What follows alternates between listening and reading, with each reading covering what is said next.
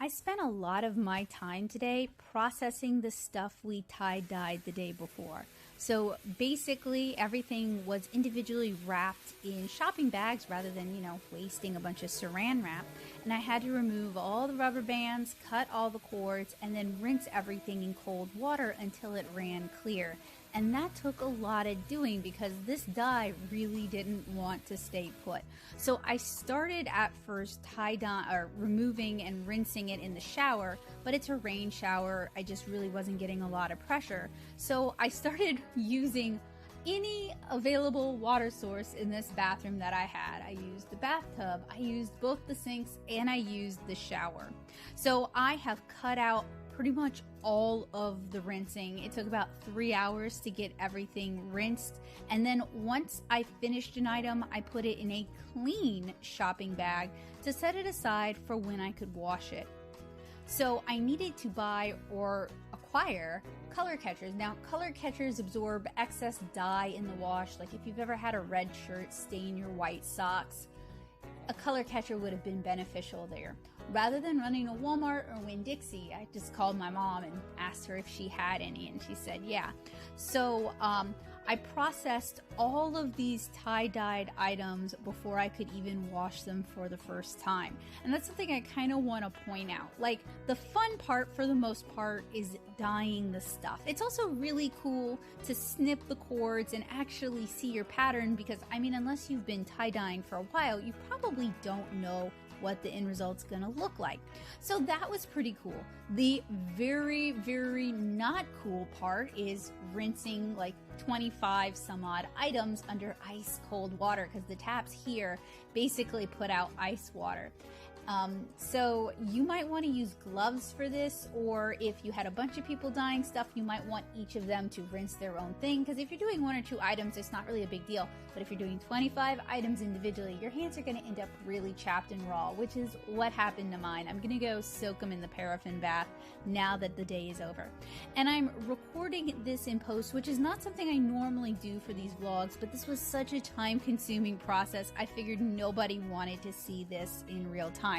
And I'm using VN Editor to edit this, and it really allows me editing nuance that I didn't have with some of the other on-phone editors I was using. And this isn't a sponsored anything. They don't know I exist, and it's a free app. But I was looking for a good phone editing app for so long, I figure I gotta tell you guys about it so you can check it out. So this is just one part of the processing and cleaning process that's necessary for these tie-dyed items. Speaking of, I don't have any footage from the tie-dye live stream other than the live stream itself, so I'm gonna link it in the cards for you guys to check out. We tried out a couple of different kits that are aimed more at kids or are budget options. I'm sure if you were working with more expensive dyes, they would be a little bit more color fast. During the stream, my aunt kept mentioning using RIT dyes, which you definitely can do, but for the amount we were dyeing, I felt like buying a bunch of different colors of RIT, where each bottle is like $3 to $4 a pop, would get kind of pricey, especially because I've never actually tie-dyed before, and I wasn't even sure if this was something I would enjoy. But I did enjoy it, and it makes me definitely want to play around and kind of experiment with using natural materials for dyeing, especially because I'm already interested in using natural materials to make paints. So maybe that'll be something I can explore a little bit later and share that with you guys.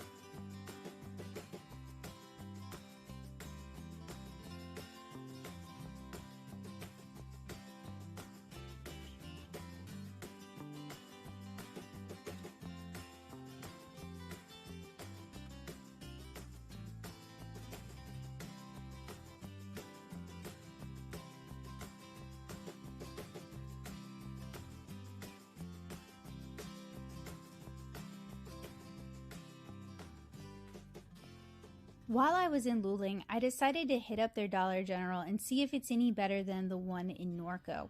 I have heard via the internet that Dollar General has a lot of great craft options, and I hit 3 different Dollar Generals today, and ain't none of them got good craft options. Dollar Tree's got better craft options, Five Below has got way better craft options, and Walmart's got better craft options. But I figured I'd give it a fair shake by hitting 3. 2 of them are in Luling. One of them is on Highway 90, the other is on Paul Mallard, and this is the Luling one. Or I'm sorry, the Highway 91, and then I couldn't find what I was looking for at either of those 2. I was looking for the watercolor tubes because I'm going to do a cheap watercolor showdown because I've got stuff from Five Below and I've got stuff from Dollar Tree, and now I've got stuff from Dollar General, so that's enough for me to do a cheap watercolor showdown.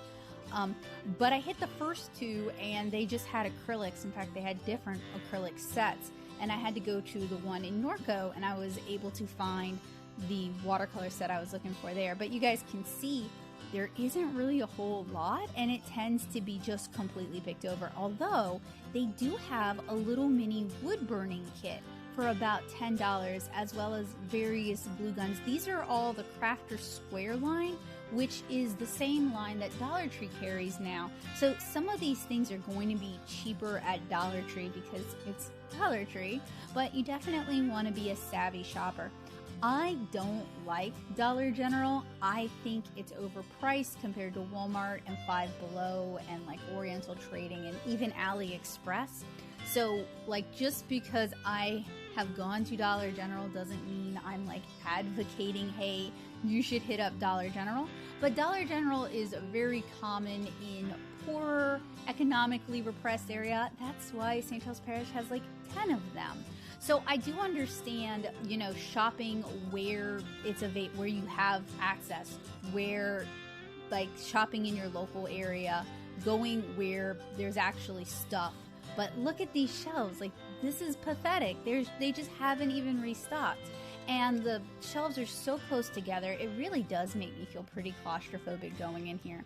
I'm a big fan of Dollar Tree. I will sing Dollar Tree's praises, and Dollar General and Dollar Tree are owned by the same parent company. So I'm not trying to be classist, but just in terms of pinching a penny, Dollar General and Family Dollar are generally not it.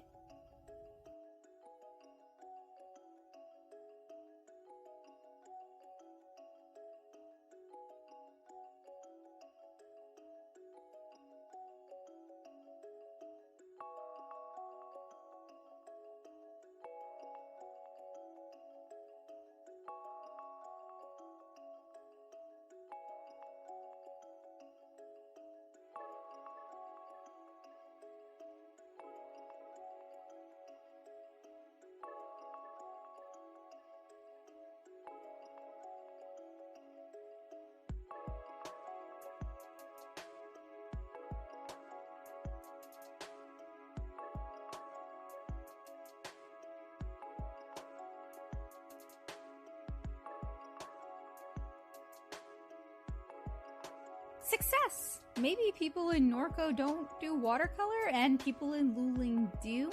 I'll be interested in seeing how these check out because the craft section at the Norco Dollar General is way better. They have better selection, they have more crafts, they have more projects, they have a lot of dollar stuff, which is cool. This Dollar General is also in better shape than the ones in Luling.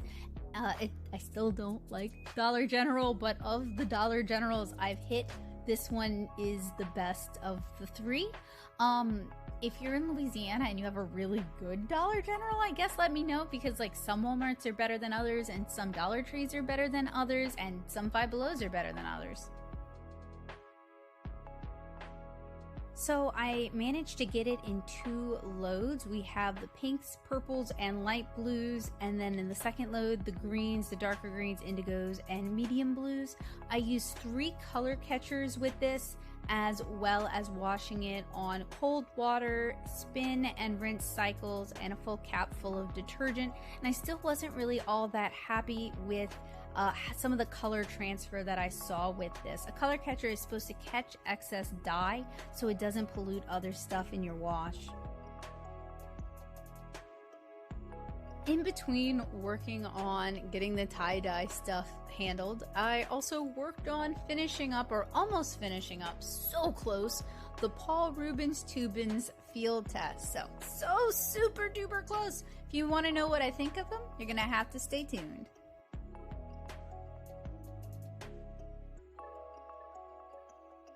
So I could have let these dry in the dryer, but I've had bad experiences with natural fiber clothing shrinking up to basically nothing in the dryer or getting all chewed up if there's rough edges.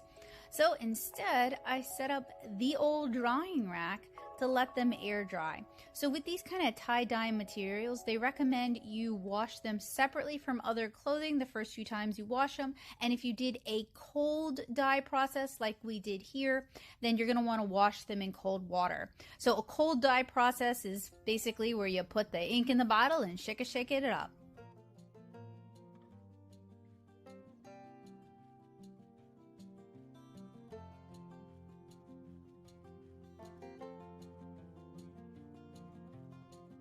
All right, round 2 for tie-dye, and I want to point out that the editing app on my phone has crashed a couple times while I was working on this video. So not only was this craft project one of the more intense craft projects we've done, but it's also been one of the more intensive vlogs that I've had to edit. So cross your fingers that it won't crash onto me again. So this second wash were the blues, the greens, the indigos, the cooler colors, just to try and prevent what I was making from turning to mud. And something I feel like the package doesn't really convey, and you know, when you're a kid doing tie-dye in 6th grade, you're not really part of this part of the process, is all of the processing after the tie-dye is done. After the fun part is done, there's a lot of hand rinsing in cold water. There's washing it with color catchers and rinsing it out really good. And then there's drying it. Now, part of it is we did a lot of pieces. We did like around 25 pieces, and that just takes a lot of processing on its own. But I think there's like an unglamorous part of this craft that isn't really conveyed in the packaging itself, and maybe I'm the one who didn't really get it. But I feel like this is the part that kind of gets shuffled off onto the parent while the kid's off doing whatever they feel like doing. And this is definitely the boring, not fun part of the craft. And if there had been other people helping me out with this, it definitely would have been more fun and it wouldn't have taken nearly as long. But this is the kind of stuff that tends to fall to one parent to do. So here is the drawing rack, absolutely covered in tie-dye art. Hopefully I spaced everything out well enough that the dye isn't going to transfer. Finally, I ended the night by working on the Rubens Field Test. I'm almost finished with it. Basically, I just need to remove the blue tape tomorrow. So it's kind of funny how when I don't spend all my time talking, I can manage to get the vlog down into 14 minutes. But this vlog actually took a couple of hours to edit, and I'm not done with it yet either. So it's a toss-up. You know, you can get the day down into a really small digestible bite, but there's a lot of work that goes into the back end. I mean, when I'm talking at the camera, I have to edit that anyway, so it's still a lot of work. Anyway, I did enjoy the tie-dye activity. I'm really glad it's almost done. And I also enjoyed using the Rubens paints to paint this, and I'm also glad this is just about done. So I will see you guys tomorrow. We'll remove the blue tape, and who knows what adventures tomorrow has in store for us. So I hope you guys have a wonderful night. Good night.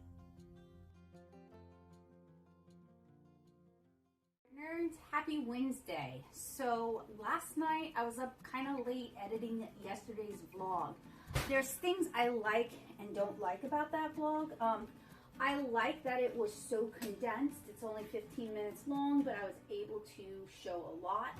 I like that I didn't have to worry about me having foot and mouth disease and saying something I might possibly regret or might be used against me or might be misconstrued, because it was about as tightly controlled as most of my longer format videos. I didn't like that it took me 2 hours to do it, because 2 hours for 15 minutes for a segment of a vlog, doing that every day, that's just not, it's keeping me from doing other things. It's keeping me from editing more serious videos. So that's definitely something I need to kind of figure out. I'm also just flat out feeling exhausted today.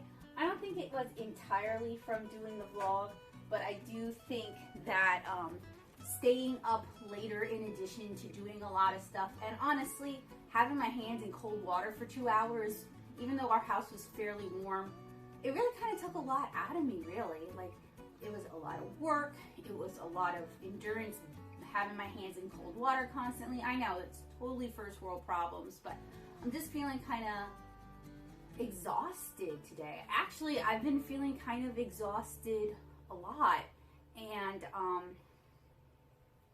I know some of that is ADHD and forcing myself to work and forcing myself to focus, or, you know, I doodle around and do other things all day, and then I still have to come home and do the stuff that was on my plate. And, you know, maybe being on ADHD medication will help me balance that a little bit better, will give me more focus. I kind of feel like my willpower is just totally tapped out, but that really can't be the case because I'm in here now doing this.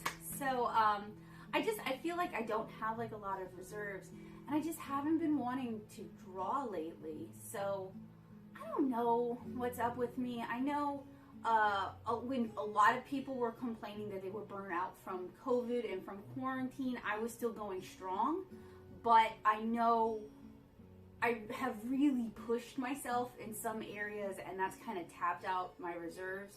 I wouldn't say completely tapped out, but without enough human interaction, it's pretty dang close. So I want to keep today's vlog fairly brief today as well. I have a lot I want to get finished, and I don't want to be editing it all night. So I'm still trying to find that balance, still trying to finagle things. And I think talking about the vlogs and talking about editing the vlogs are part of my artistic process because they are part of the professional face I'm presenting. Although the vlogs and me right now, this is like amateur hour, and I'm aware of that because I'm still learning and I'm still a student. But I hope at some point they're part of my channel that I'm proud to share with other people instead of like a weird anecdote that takes up a lot of my time. But that, like drawing, is something that takes practice, and it takes exercise, and it takes refinement, and sometimes it takes feedback. So I need to go switch out this cup of water and kind of clean this desk off a little bit. And then I want to actually talk about today's topic. Tali has asked about working with libraries on several occasions. I've talked about working with libraries on several occasions, but I don't mind talking about it again. So my goal is to give you guys a brief overview and then actually talk about the work I'm currently doing.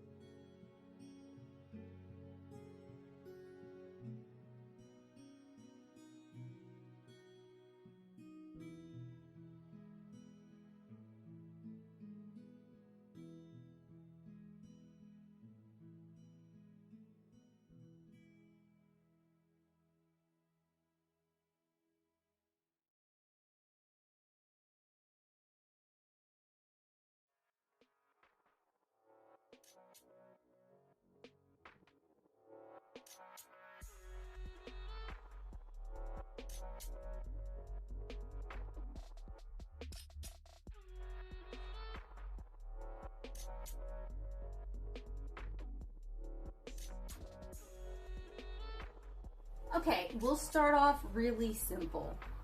Me personally, I have 2 degrees in art. I have a BA in hypermedia from the University of New Orleans, and I have an MFA in sequential art comics from SCAD. I think to some extent having those qualifiers has made it sometimes easier, sometimes harder for me to find work. On the plus side, if you're dealing with people who are impressed by academia, then they may be more likely to give you a chance because you have that paper, you have that background, you have that pedigree. However, down south, there's a lot of people who are not impressed by that, who actively go out of their way to denigrate that. So it really is 50-50 whether or not the person you're presenting that to is going to be like, that is awesome, I'm impressed, or be like, oh, we don't really cater to those fancy folks. So it really kind of depends on who you get to talk to. You also will get people who, if they don't know you, if you're doing it like cold call basically, if you're coming in and you're like, hey, I live in the area and I have these qualifiers, I'm qualified to teach this, would you give me a gig? There's a variety of reasons why they may or may not hire you. They may need more kids programming, they may need more teens programming, they may be short on budget, they may not like comics and may not want that presented to the community. They may legitimately believe that no one is interested in free comic classes. They may falsely believe that no one is interested in comic classes. It really varies greatly. It is such a your mileage may vary situation. And, you know, I know people who live like up in Michigan who were able to convince their local library to let them do classes like nothing. Down here in Louisiana, it took a lot of years and a lot of work. And when I was up in Nashville, it was in some ways almost worse. Not only do I have a BA and an MFA, but I have a lot of experience teaching. Student teaching through SCAD, teaching through various conventions across the country, teaching at libraries, teaching through some schools. I have a lot of experience, but sometimes it can be difficult to track down those people and get them to give you a reference. Like, for example, I taught at Plaza for about a year. I asked the manager when I moved if he could write me a reference. I've never heard back from him. When I worked with Nashville Community Ed, I asked their head of programming if she would write me a reference. I never heard back from her. And I'm not a squeaky wheel person. The ADHD makes me feel like I'm nagging people when I do that. So generally I'll ask once, and if I don't get a response, I just take that as a no. So in that instance, and these are people who kind of knew me, in that instance, being a squeaky wheel and having those references can be really useful. Hey buddy, I am apparently very ADHD today and having a difficult time concentrating, which makes me anxious, which always makes me appear like I'm complaining or I'm being kind of short. So I apologize. I'm just anxious and ADHD. I'm not mad or anything like that. So basically how I started teaching with St. Charles Parish is a lot of luck. I grew up here. I grew up going to the library on Lakewood like once a week and checking out a huge stack of books. For a while, my mom taught with one of the people who became one of the librarians. None of that mattered when I approached them after graduating from SCAD with a copy of Volume 1 to donate as a local artist and, you know, asking about teaching classes with them. First off, it was hard for me to speak to an actual librarian. Every time I went, which is usually in the afternoon around 3, I would be talking to a shelver who promised to pass on my message, but talking to a friend of mine who became a librarian at that system, those messages were never passed on, and the books either ended up in the garbage or hidden under paperwork. So it is really a lot about what you're wanting falling on a receptive audience. If you are trying to convince somebody who has a bias or someone who's just not interested in passing on the message, then you're not going to make much progress. I did make progress though when I was tabling at ALAAC, the American Librarian something Association Conference. I'm sorry, I forgot one of the middle A's. Chalk it up to ADHD today. And I met a librarian who'd recently become the teen librarian at the St. Charles Parish Library. I think it was for the Destrehan branch. And when I first started talking to her, she really didn't seem that receptive. She was there talking to someone else who was at my table talking to me. And it wasn't until I mentioned, and this is 100% your mileage may vary, I mentioned being a comic artist with ADHD, and she has a kid who's interested in comics who also has ADHD, and that's when the doors started to open. So for me, it's about persistence, and it takes a lot of self-confidence that sometimes you gotta fake. And sometimes the anxiety overrides the confidence, and even though you're faking it, you sound shaky, you sound unsure of yourself, you sound unqualified. So if you have anxiety problems, instead of just trying to push through, which I did and kind of broke me as a person, you probably want to get help for those and work on those. But she was willing to give me a chance, and we started corresponding, and she offered to let me teach a workshop on, I think, making mini comics, and I said, oh, heck yeah. Now, at the time, I was living in Tennessee, so I could only schedule it when I would be in Louisiana. I'd already planned on coming to Louisiana to sell at MechaCon that year, so it was easy to work that particular instance in.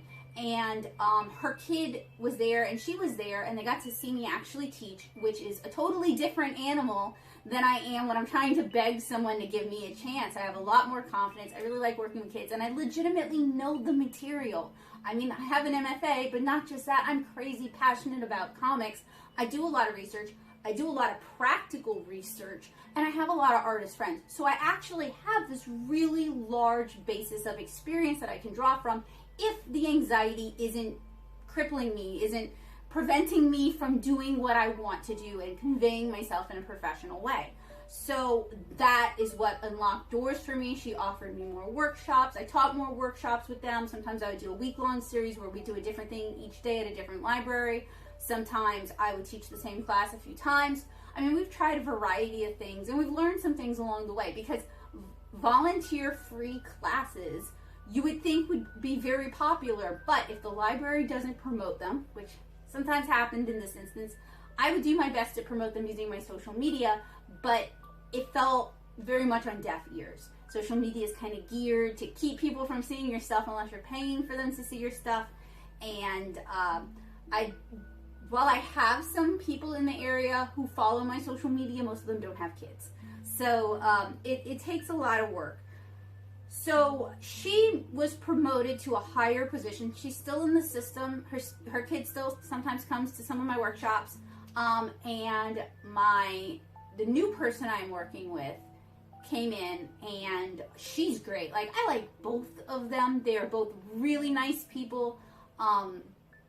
One is a little more formal, which is fine. One is a little more informal, which is fine. Just different styles. But where I really looked out is both of them have children who are interested in comics, who are very energetic and very intelligent, who have a gift for art and a gift for storytelling, but may not be getting their needs met through the art programming at school. So there is an incentive to have them take additional art classes. So there's an incentive to give me a chance. And not, like I said, not everyone you talk to is going to be receptive to this. I have fallen on a lot of rejection. I have pitched classes and gotten ghosted. I've pitched classes and them be like, well, you're not qualified, but couldn't explain to me what qualifications they were looking for, which I think is just a no, we don't know how to use you. So it is so much about making connections and getting to know people. And even though I had grown up in that same library system and knew some of those people, that wasn't enough for me. But I was facing an uphill battle, because this is a library system that used to not even carry comics, whose how to draw art books section was very anemic. They basically had nothing. So I was starting in a system that needed to change, needed fresh blood, needed an overhaul, and they've really been doing that for the past few years. So for me, I feel like being able to do this in Louisiana is a right place, right time sort of thing. But libraries, right now, doing the Zoom classes with the libraries do comprise of the majority of my paying work. It's COVID. YouTube doesn't really pay a lot. I don't have an opportunity to table at cons safely and sell my books. Driving online sales has been difficult for me. So I am intensely grateful that the St. Charles St. Charles Parish Public Library System has found a way that you continue to utilize me.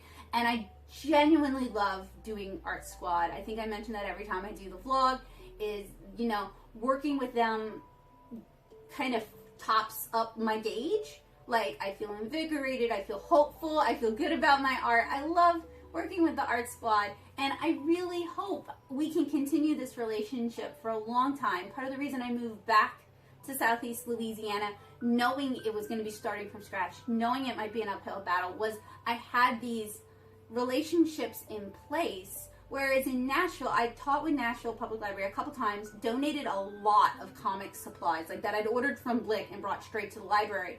And then their head teen librarian, who is also a comic artist, decided he didn't need me, and they never called me back. So it is such a individual personality thing, your mileage may vary sort of thing. So if you're interested in teaching with your public library, and I'm going to speak only to comics and watercolor and inking because that's what I know, I think it's better if you either have credentials, the academic credentials to back it up, or a body of work, whether it's a popular webcomic or a well-known series of zines or a self-published book. Something you can bring in and show them would be ideal. Because some of them, you can send them links and they don't necessarily check their emails, or they don't necessarily click links. I hear they get inundated with just people donating like car repair manuals for their specific Toyota Corolla. So the more you can, in a positive way, show that you are qualified to do this, the better your chances. So I recommend you try to be humble, you know, polite. If they say no, maybe ask a couple questions. Why not? Because if it comes down to budget, you can always say, could you when it's time to reevaluate the budget, would you reconsider at that time? Can I represent then? And that's hard, okay? Getting shot down once is hard. Having to pick yourself up and represent over and over and over again is extremely taxing. And if you don't have friends and family in your corner cheering you on, it's very easy to just give up. So I understand that. Be humble, be polite, be open to suggestions, because maybe they don't want to do comic classes, or maybe they've done comic classes and they don't work so well in that area, but they're looking for drawing classes. Or maybe they have someone who already teaches the drawing classes, but they don't like anime and they won't teach how to draw in a comic style. So you can do that. So with polite persistence and genuine interest, there are ways you can build those relationships so that they're going to be more likely to hire you. I also want to say I regret all of the volunteer teaching I have done over the years, which is a lot, because when you're looking for paid teaching gigs, it's very difficult to convince them to pay you when you've done it for free.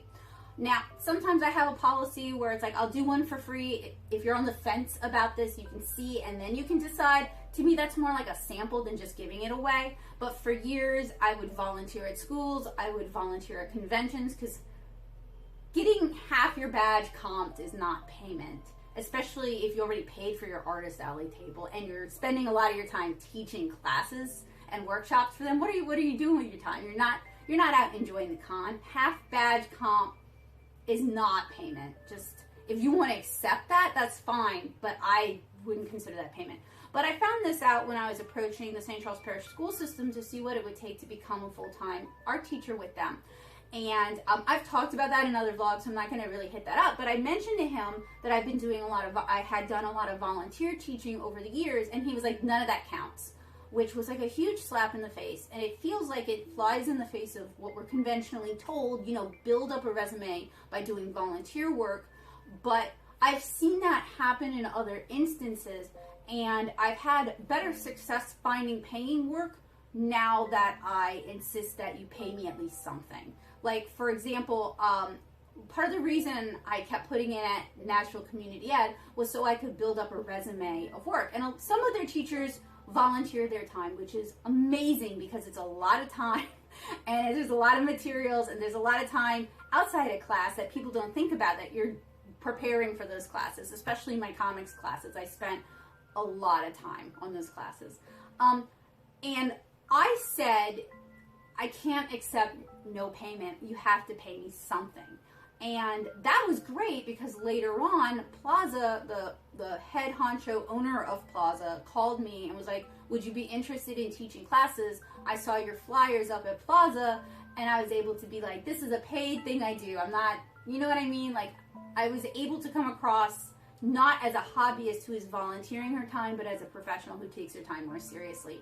And I'm not at all negating people who do volunteer teaching. I consider what I do here on YouTube to basically be volunteer teaching.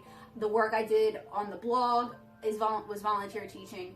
I do think putting some things out that are accessible is great, but libraries have a budget for this. Schools have a budget for this. Stores have a budget for this. You don't have to give it away. If you're working with a Boys and Girls Club, if you're working with a church, and you choose to give it, that might be a different scenario because those are different organizations that generally, but not always, don't pay the people who are working for them. But libraries, schools, shops get paid. So I said I would also talk about what I do with the library. I shared some of those classes here on YouTube.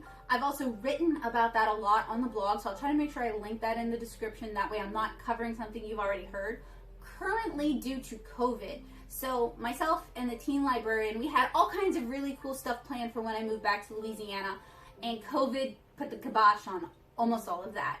But she was still able to find something for me to do that was productive, and that is Art Squad, which meets every 2 weeks via Zoom. So for that, I need a high quality webcam to show my art facing down. I need a secondary webcam to show my face because I'm teaching kids, and having my face involved, they can see my expressions, my reactions, that helps them stay engaged.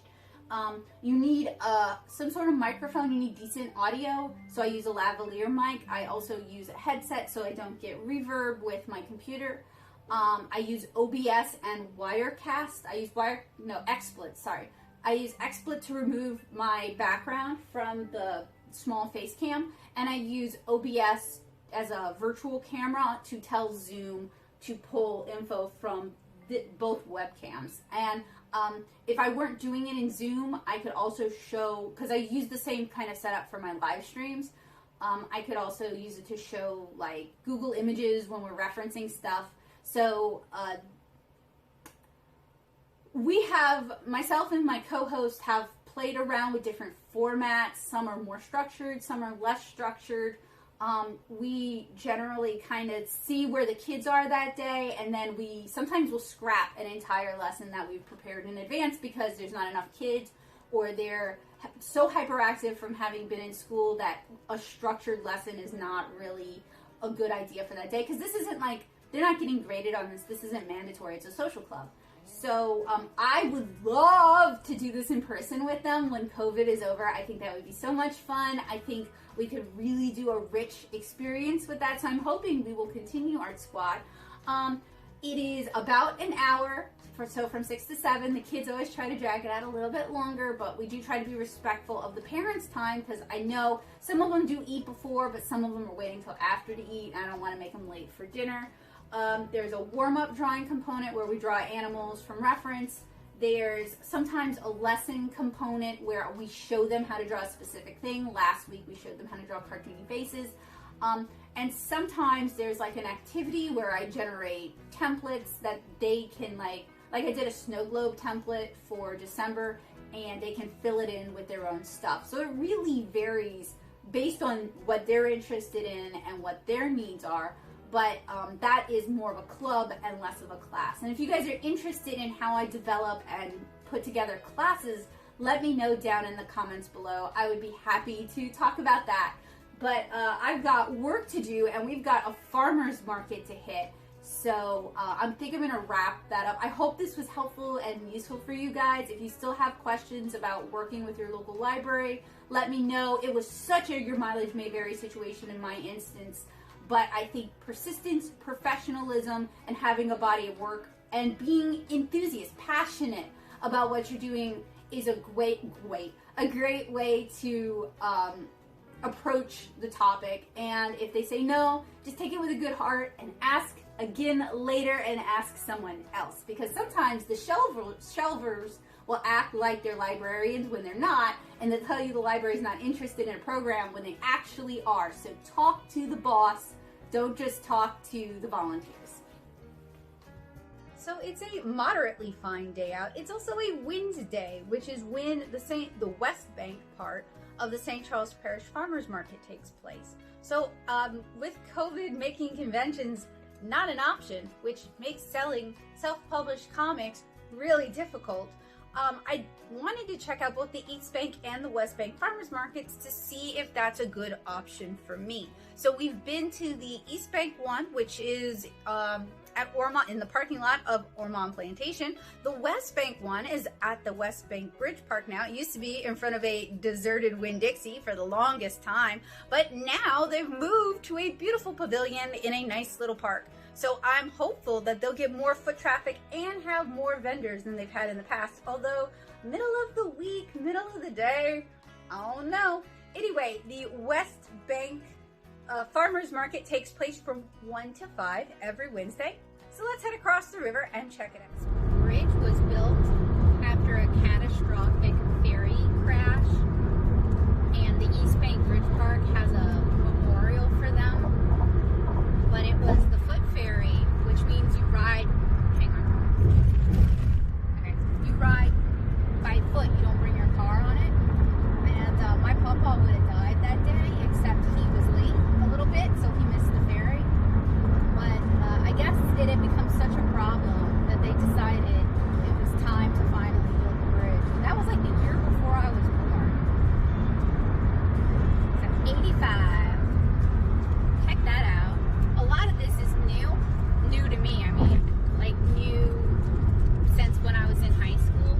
That blue building is the Performing Arts Center. They've been doing drive-in movies. We haven't gone to any of them, but it's mostly 80s stuff that I've seen like a billion times. If it wasn't COVID, I would actually go, because you could like go and hang out with other people.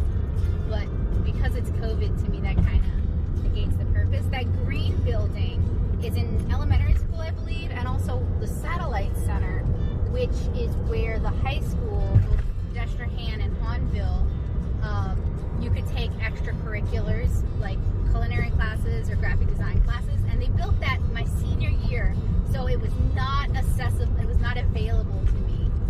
Okay, I'm gonna stay in.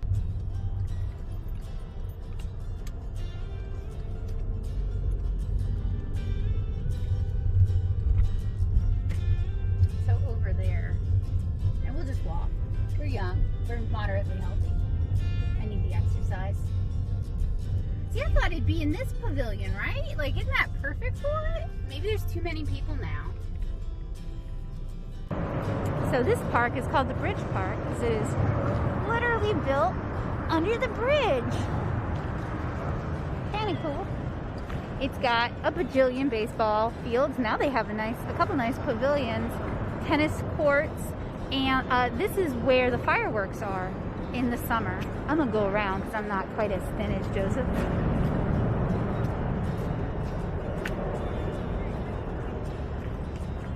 I guess these are for when they do car shows. I guess. It makes sense. Otherwise, I have no idea what it's for. Anyway, it's kind of cool that St. Charles Parish is trying to accommodate the interests of the community.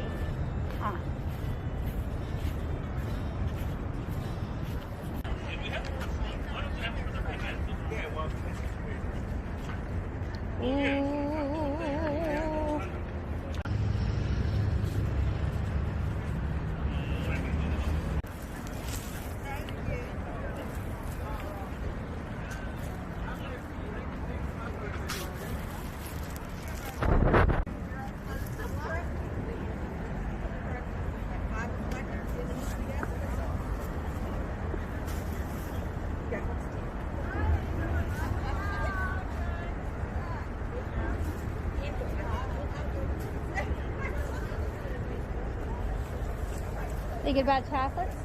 Yeah. Might be the same lady as you got.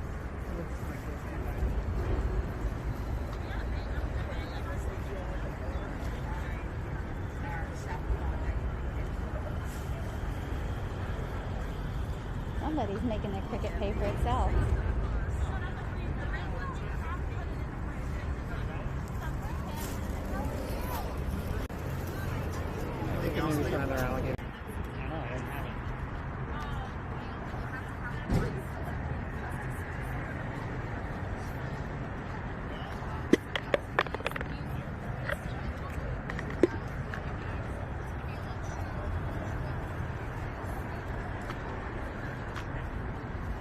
Yeah, this is definitely a lot bigger than it was when it was in a Winn-Dixie parking lot. Good mix too. You know, you got fresh food, you got ready to eat food, you got sweets, you got people selling stuff they've made, like crafts. So I definitely think in the spring this could be an option. The big downside is a lot of people here don't wear masks. So if I were going to do that, I guess I'd have to wear like my normal mask and then also wear a face shield. But that, oh, they got tamales. But that's just something to think about, you know, as for us self-employed people. The nice thing about the mask is no one can actually see that I'm talking to myself. So that's a plus. Yeah, COVID has really hit a lot of us micro businesses hard, and there isn't really relief for us because we do so many different jobs, and then, you know, those small business relief things are usually presented as being for people a little bit bigger than us with more employees and, you know, a husband and a wife. So I just think about that a lot. You know, like Nashville and Louisiana talked about how COVID has hit musicians and bars, but they're not talking about how it hits people who make things and sell things. And I don't know if it's because we don't exist to them or they forgot about us or what, but it's definitely frustrating and difficult. And there's the bridge. So, what do you think of the farmer's market? It was alright. It's kind of small, but there was a lot of variety. Yeah. So, like, if we went to, for instance, the Vanderbilt's farmer's market, which is in Nashville, Tennessee. It's bigger. There was well, it's slightly bigger, not much, maybe one or two more vendors, but it's almost entirely the same sort of thing. Yeah. And part of that is because Vanderbilt puts a lot of health restrictions on their vendors. Yeah, it has to be healthy, right? Like you can't just sell candy. Yeah, so every vendor's, all of their items are reviewed individually. You also can't sell stuff, I'm pretty sure. You might be able to sell stuff. Like books or... Yeah, but I would say it has to be food-centric. I don't know if I've ever seen stuff sold at it, but I haven't. That's why I pointed it out. Yeah. Which is, I can see both sides. You know, like it's good because it's a farmer's market. It's bad because even the Amish will sell quilts and other things they've made, and you know, selling a variety of things will bring in more customers, so it'll sell more healthy stuff too. Yeah. But as far as this farmer's market goes, I'm disappointed that there wasn't any bread. But there was a bread vendor, so chances are they were just out of bread. But no, it was good. Everyone seemed nice. It wasn't too busy. It's only 3. Most people seem to accept cards. So it's halfway over, and a lot of people were sold out, which is great. It means they did good business. I'm just surprised that they're sold out because that means they sold out before the workday's over. Yeah. You also have families coming in with their kiddos to go shopping, which I love because it gets kids thinking about healthy food, and it gets them part of the process, and it also gets them acclimated to buying local, which is all really cool. Yeah. All right, thanks. Okay. So this is one of my little library spots. I didn't bring anything to put in it because some of the other ones still had stuff from the last couple times, and also because I forgot, frankly. But I'm here to see, because you know this park gets a lot of foot traffic, a lot of families. So I'm here to see if maybe, it looks like it's gone though, which is good. Because I want to keep track of the ones where stuff just stagnates and where stuff actually gets picked up. And it seems like this is one where it actually switches out pretty frequently, except for this outdated hunk of dead tree that's been in there forever.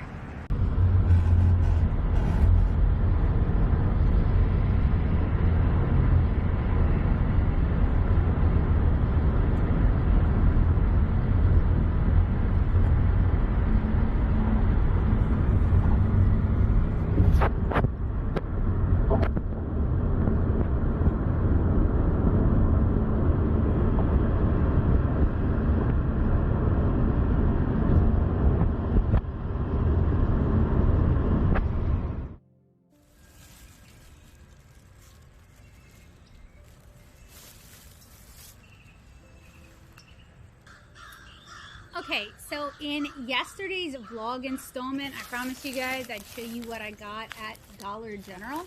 This was all purchased at the Dollar General in Norco. They have a little bit of a better stocked craft section than the two I went to in Noodling. I don't know why this is the hill I'm gonna like die on. I think I keep hoping I'm gonna find like this mythically really good Dollar General, and I know Pop Shelf exists, but to my knowledge, they only exist in Hendersonville, Tennessee, and I missed that boat. So we're going with regular, standard Dollar General for today. But I did find a few things. I don't know if they're any good. They're made by the same parent company, Crafter's Square, as makes Dollar Tree stuff, and some of that stuff's been okay. So I figured I'd show you guys. So first of all, I kind of couldn't help myself. A $10 wood burning iron. We're doing a wood burning stream anyway. I only have one. If this thing is even half decent, this will really help out so that we're not like, you know, constantly waiting around. We can at least have 2 in rotation, and Devin is supposed to pick up his own, so that would give us 3 in rotation, which would make for a more interesting, albeit maybe harder to prepare for in some way, stream. So I got myself a $10 wood burning kit. This is an Art Skills, and I think everything else is Crafter's Square. They also had a couple of, I thought this said I can't sleep, but it's okay. They had a couple of embroidery kits, and I thought these could be good for chill streams where I don't necessarily have other guests on. And what I like about this is it's a legit embroidery kit. It's not just the plastic canvas that the Dollar Tree kit had, and this is also by Art Skills. So it comes with the pattern. It focuses on satin stitch, which is a stitch I never really learned, so this will give me a chance to kind of practice some new skills. It also comes with an actual wooden hoop, some not full skeins of yarn, but some samples of yarn, hopefully enough yarn to do this, the needles, and the embroidery canvas. And on the embroidery canvas, they've actually printed the pattern. So to me, this is like a no-fail solution if you know anything about embroidery at all. So I'm looking forward to doing this. I actually picked up 2. I think they had 3 total, but these 2 were the ones that appealed to me a little bit more. This one, same thing. It probably uses mostly the same colors or almost the same colors, which makes sense.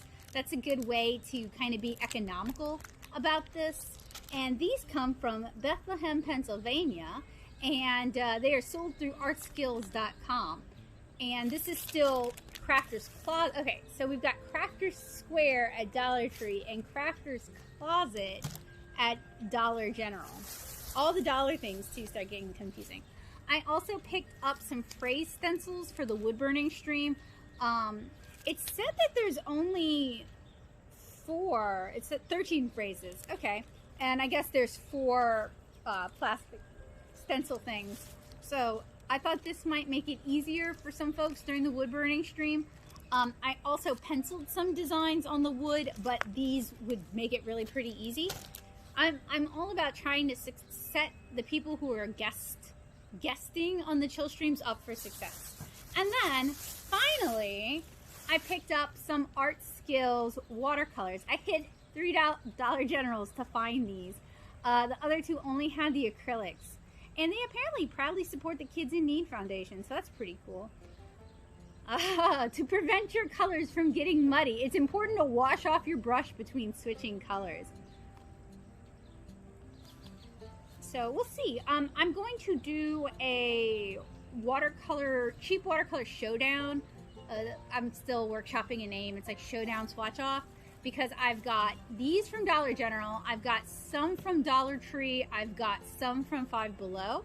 And I thought it'd be fun to just kind of see if any of them are any good at all.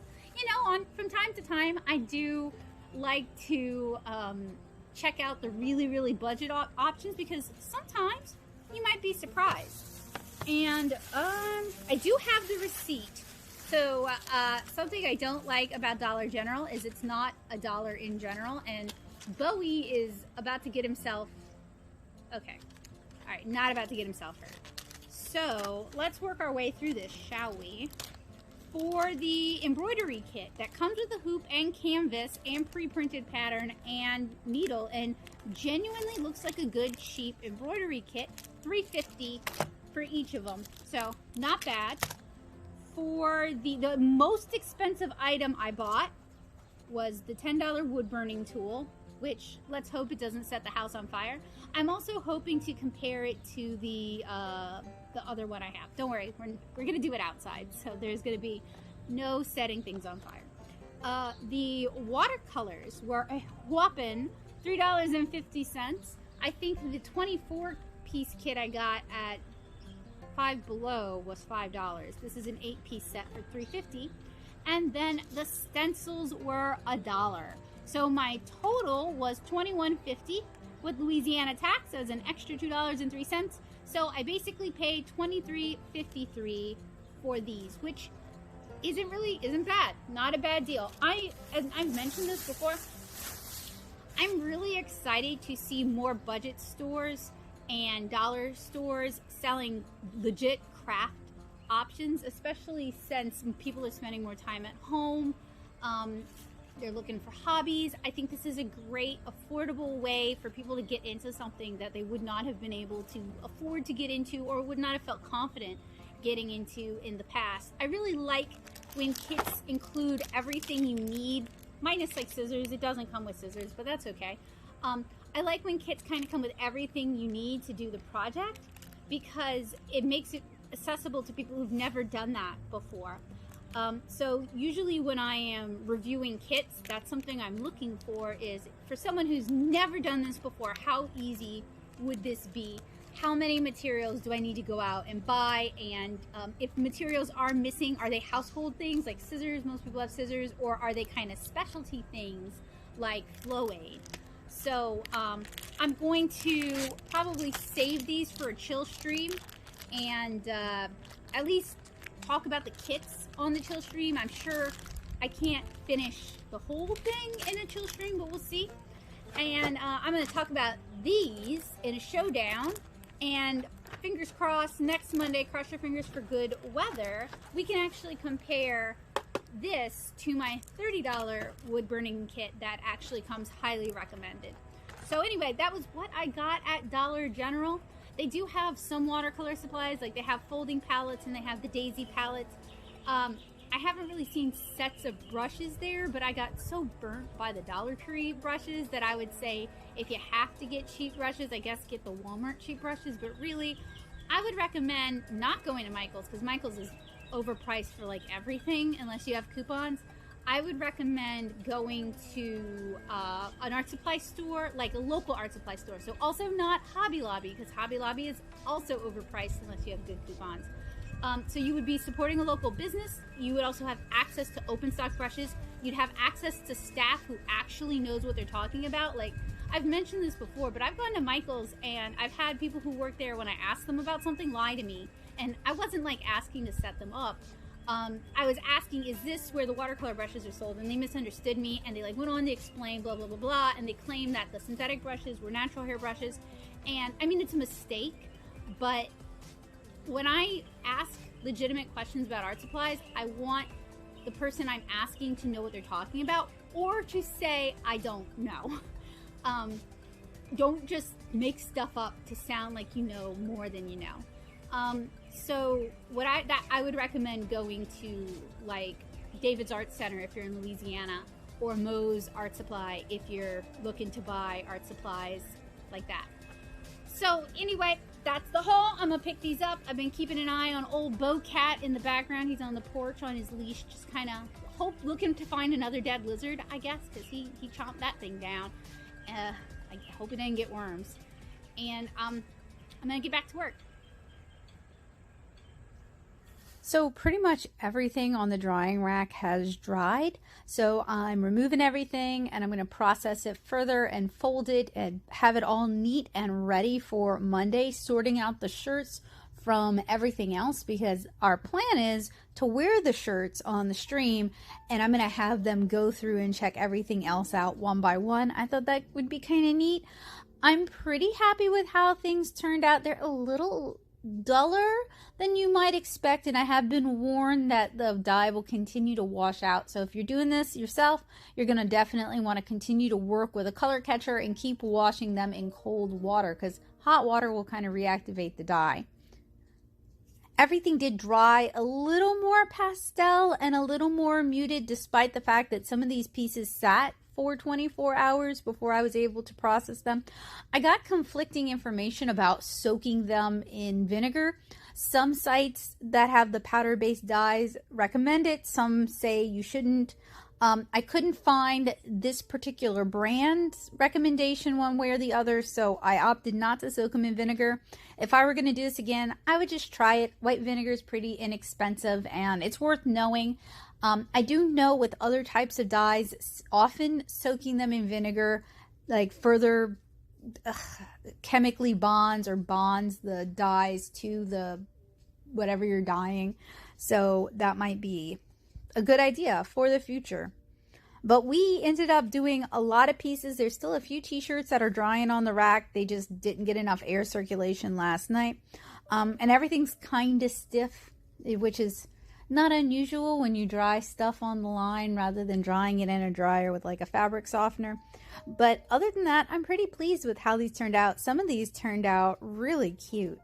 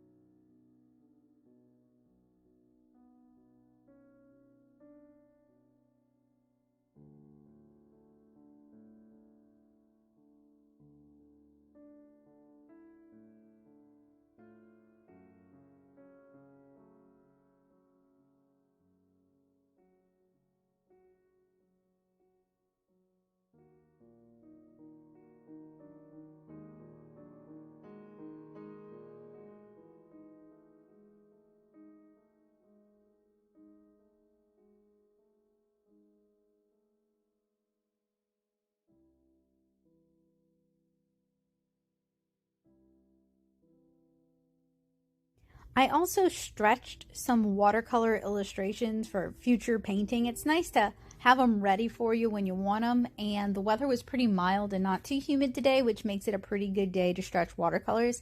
Watercolor paper has a memory, and if it gets all buckled or ripply the day you're stretching it, it's always going to buckle and ripple the same way every time you add water to it. So you want to try and take advantage of good days and maybe do a few pages in batch. So I have tutorials where I talk about my stretching process, but this gives you kind of a general overview of how I do it. If you guys have any questions about what I'm using or why I'm using it, let me know down in the comments below.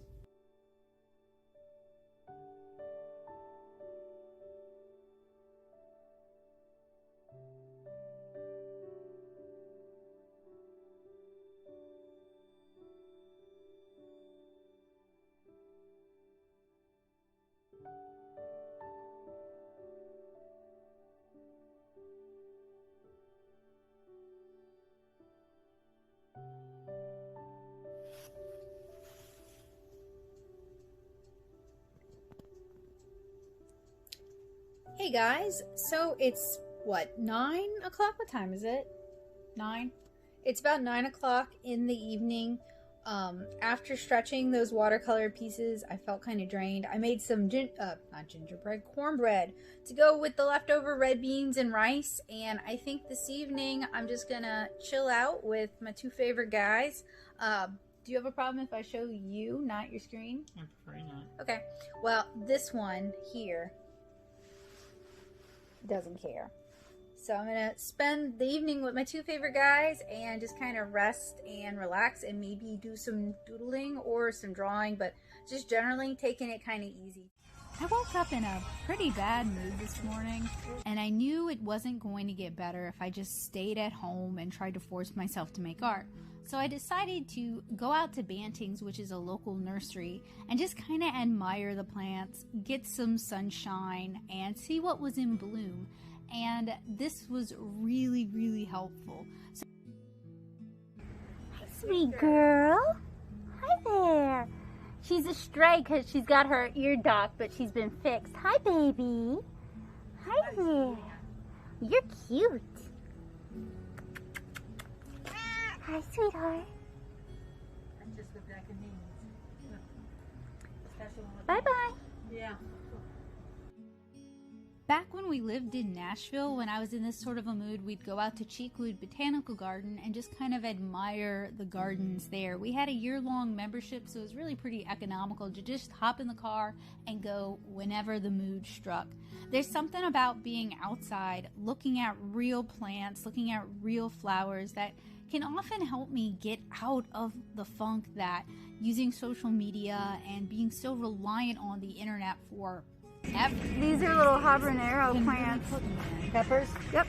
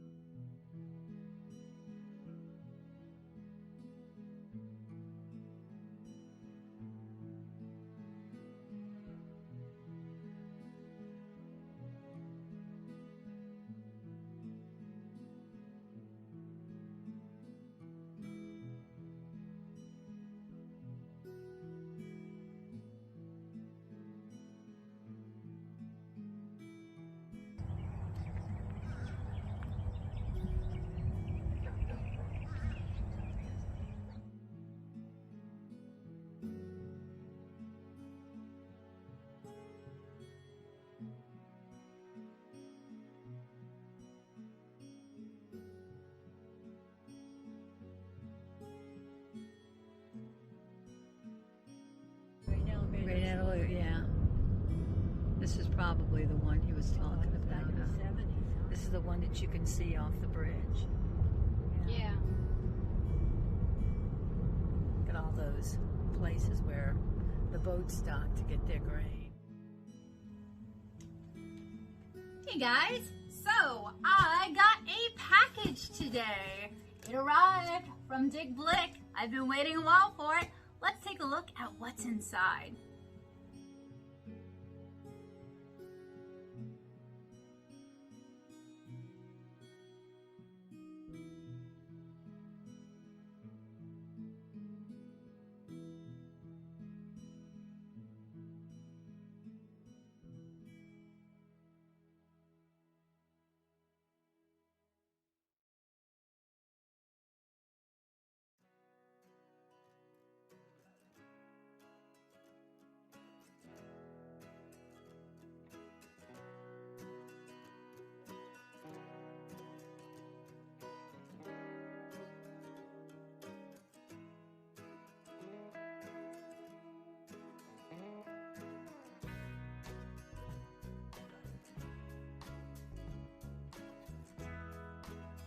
Okay, so we just wrapped up the Sakura Co. unboxing stream. That was a lot of fun. Normally, Joseph doesn't necessarily want to be too involved in the stuff going on the channel, but it was really nice that I was able to convince him to try the Sakura Co. box with me. And it just made it more an enjoyable experience and not me sitting in front of a camera eating snacks by myself, technically. Instead, it made it kind of more like a tea party, which is nice. I have a 3-month subscription to Sakura Co. So I guess it ends in what? This was March, April, May, so June would be when I would have to, you know, decide if I wanted to continue it or not. So I'm looking forward to 2 more months of Sakura Co. Especially because we were supposed to go on our honeymoon to Japan and COVID. So, you know, it's not the same, but it's fun and it's a good way to kind of scratch the itch until people are allowed to travel and be tourists again. I mean, I guess you could, but it's not really a good idea to do it right now. So, I had a nice visit at Bantings. Didn't buy anything, mostly because I've killed every plant I've bought while I was here. So I did not want to further inflict such destruction. And I got to pet a stray cat, which was, I always see that as like a good luck kind of thing. I'm lucky that they decided to bless me with their kitty cat presents. So what I'm going to do tonight is I'm actually just going to chill out, do some digital sketching, and watch some TV. So nice low-key night. Tomorrow, oh snap, I need to schedule the Kara pages too. Tomorrow I'm going to do a live stream where I compare a bunch of cheap watercolor paints. Mostly because I didn't think each one deserved a standalone video, and because I thought it'd be fun to pit them head to head and do it live. Doing live stuff saves me having to edit it, and it also invites interaction, which is cool, and it's less me staring at my desktop talking to myself, and that is a good thing. So anyway, gonna just be a low-key chill night. I guess I can show you guys what I'm drawing. So I'm just kind of noodling around with this illustration of Kara and Tanner looking up at fireflies laying in the grass. I thought it was pretty cute, and hopefully people will enjoy it. With the way social media has been going, who can tell what people...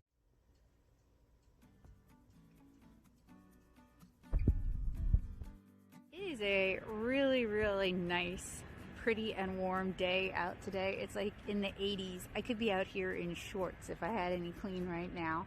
And yeah, it's still February, but check out those skies, y'all.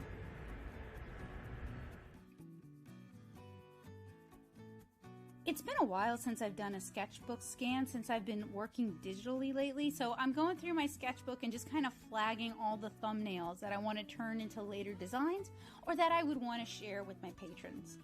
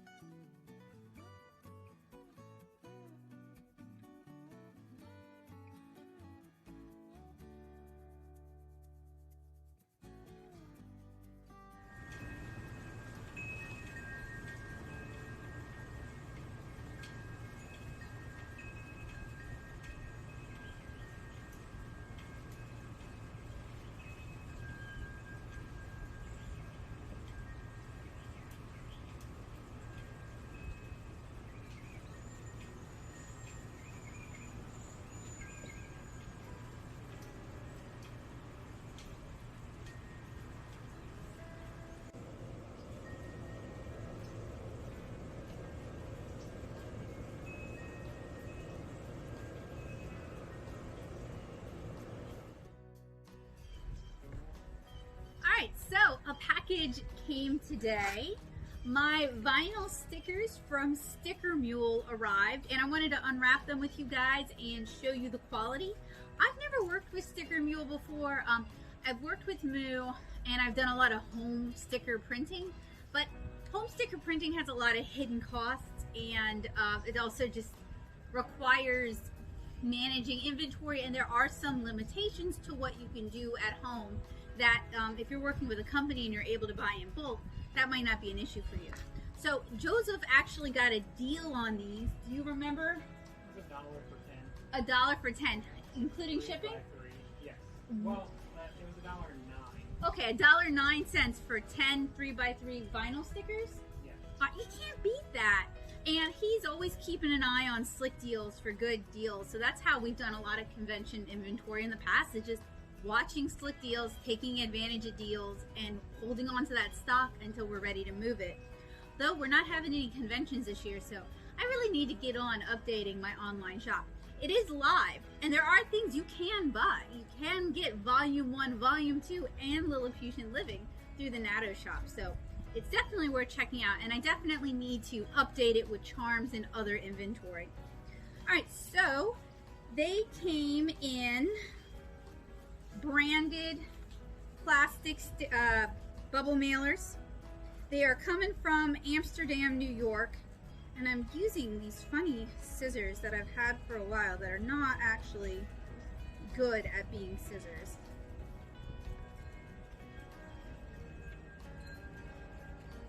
So let us take a look at the first of the 2 packages, and it took about 2 weeks, I feel like, to arrive. Maybe it was really 1 week and I'm just terrible at guessing time. It was 1 week, terrible at guessing time.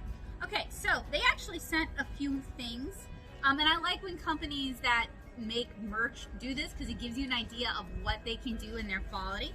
So they sent a coaster, and it's actually a pretty cute coaster.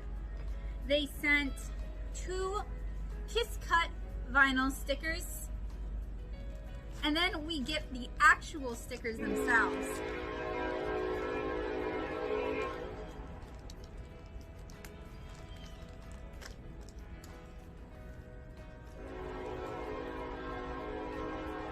This being Norco, there's always a train. All right, so this is the first of 2 designs. It's Kira eating a Lunchable, let's be real. A snack sandwich, a lunch snack, a cracker sandwich. Yeah, there we go. The print quality is pretty good. I'm pretty happy with the print quality. It looks, the original was watercolor. It looks like watercolor. It is not Kiss Cut. I think Joseph designed it to have a halo cut because it's watercolor and it doesn't have this bulky outline. No, I sent him Kiss Cut. Oh, you? But I didn't give him any instructions. Okay, so they decided. So he said he sent them Kiss Cut files, but he didn't give them any instructions. So I guess they decided to do a halo. I think the halo works on it, but I do wish in the future, I wish they would get back to you and be like, hey, this file can't be Kiss Cut for XYZ reasons. Would you like us to do a halo cut, or would you like to cancel the order? Now, since it was 10 for $1, I don't really expect that, but I know they're doing that to kind of attract new customers. But other than that, they are still really cute. I'm definitely going to put one of these on my car and maybe one on my laptop, but I will probably pop the rest in the Natto shop. Oh, my bag, it went so far. I'm gonna pop the rest in the Natto shop for you guys to order them if you're interested in them. All right, so second of 2 packages. And it was so hard to narrow it down to just a couple designs because there's a lot. Ooh, once I went digging, there's a lot of my stuff that makes cute stickers. I mean, I sold stickers for about a decade. So they come wrapped in a plastic bag. This one, I don't think this one came with any samples. They're on to us, Joseph. It did come with a barcode on one of my stickers. I hope this is just like the design proof or something. We'll see. We'll count the stickers because you can't use it. It's stuck on both sides. I'm disappointed that they didn't send more samples, but they probably figured out that since they're going to the same house, it's the same person. But, you know, FYI to Sticker Mule, artists often live together, so you may have 2 convention artists who have different tables and sell different stuff residing in the same house. So just because it's the same address doesn't mean anything, although in this instance. All right, so this is the second of my 2 designs. This is one I I've had her in my back pocket for years. She's meant to be part of a set. There's a design with a girl with a flower crown that's supposed to be her partner. And I have these as wooden charms and have had those for a while. They need to be on the store. I ordered them last year and then not last year, 2019, at the end of 2019, and then COVID hit and I only got to offer them at 1 or 2 shows, but they were pretty popular. And they're really designed to be like collar pins since they're a match set. I was hoping we could also do her partner, the flower crown girl, but she turned out gorgeous. She's so cute. And I'm looking forward to having her up in the site on the shop as well. So what's weird to me about this one is it is not halo cut. I'm sorry, it is not kiss cut. It's halo cut again. And this gives the implication that they are able to do kiss cut. Yeah, we just didn't instruct them. We didn't instruct them to. Oh, okay, this is on us. Fair. I mean, I told you, I asked you if there was any particular way you wanted them cut, and you said no. I didn't realize you meant kiss cut or halo cut. I'm sorry. But I mean, they were $1 for 10, so it's a great deal. Yeah. I'm pretty happy with the quality. They're a little small. Like, I'd like to do them bigger. Yeah, they would have been slightly bigger if you did kiss cut before. Oh, well. So I might reorder and just get some bigger versions of the designs, but they're pretty cute. One of the things that's kind of keeping me from doing a big store restock is we're living in a rental place, and when I reopen the store big time, I actually would like to dedicate space in my home where I have shelves and I have shoe boxes and merch is organized like that. So it's easy for me to just pick things as I go rather than everything's like kind of packed away but not really packed away, and I'm like digging for some things, and it's just an organizational nightmare for somebody who already struggles with organization. So I do definitely want to get the shop like re-upped for 2021. We just got to move first. So anyway, these were my sticker mule stickers. It's the first time I've worked. Is it the first time? You did like some witch bumper stickers.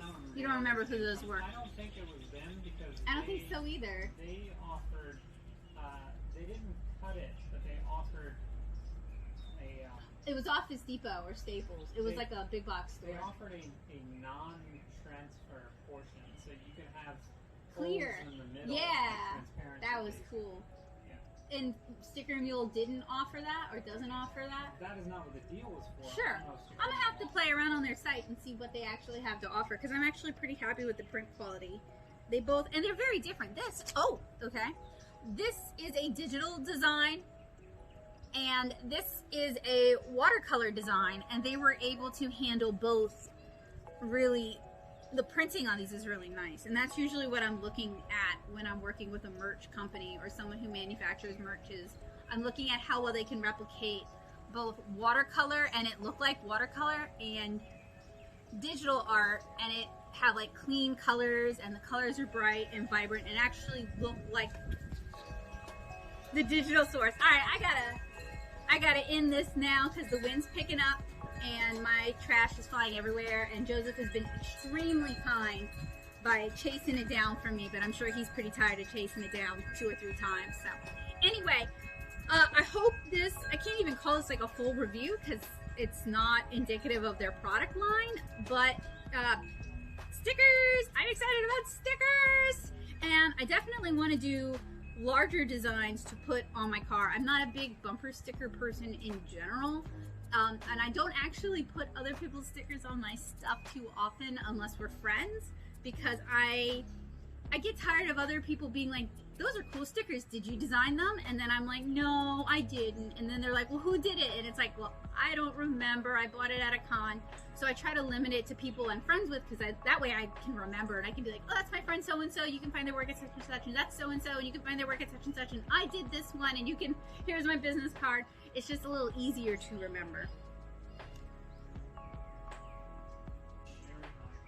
One last thing is they actually sent more than 10 of each design.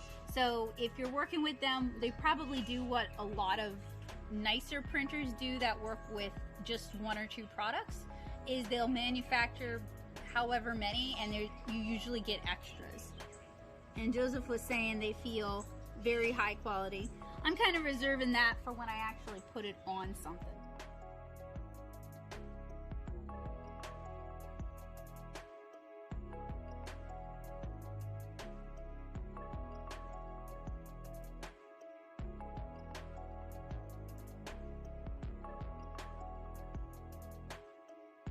For a while, I've been collecting really budget watercolors from Dollar Tree, Dollar General, Five Below, and rather than giving them each an individual unbox and swatch video and just taking up a lot of my time and y'all's time, I decided to do them all together as a live stream. In this way, I could actively compare the different brands, and if any of them were actually worth buying, let you guys know which ones were worth it. So none of them cost more than $5. The most expensive 2 sets were $5 even. The cheapest set was a little 5-piece set from Dollar Tree. That was $1. And all of them except for one, the glow-in-the-dark watercolors, claim to be watercolors, but most of them ended up not being watercolors or being difficult to determine what exactly they were.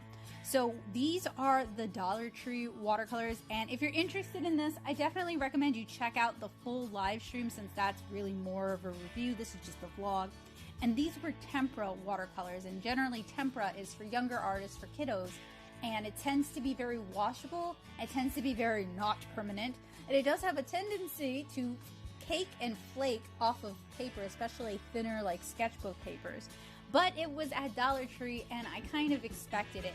These were actually better than I expected. They had metal tubes, they had resealable caps, and while they were tempera, you could do a little bit of color mixing and they were kind of fun to play with. They offered some not great for watercolor, but interesting effects that maybe I'll play around with later in the future, maybe in a sketchbook or something. I don't know. It could be a very affordable way to get your ideas into a sketchbook in color. These are the Dollar General watercolors. It's 8 of them. I hit 3 different Dollar Generals to try and find these. You guys saw that. So not all Dollar Trees are created equal, and they were $3.50 for all 8 of them. And I like these less than the Dollar Tree ones, which I think is just like a matter of taste. The Dollar Tree ones did some weird crackling, and these were just kind of boring and chalky and just like very bog standard, very cheap tube watercolors, so they didn't really do it for me. Now, if you are at home and you want to add a little bit of color to some cards you've made, or maybe you want to play around with the act of watercoloring to see if it's for you, these are not necessarily a bad choice.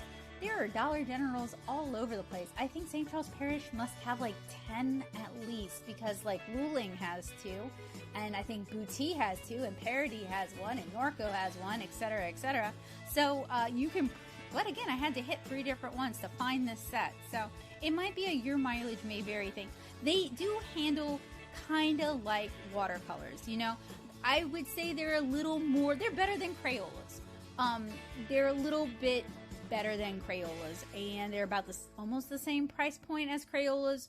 I wouldn't give these to a young child, but if you, a teenager or an adult, want to see if the act of watercoloring would work for you, these will give you an idea. Although, expect when you use real watercolors, you're going to like them a lot more.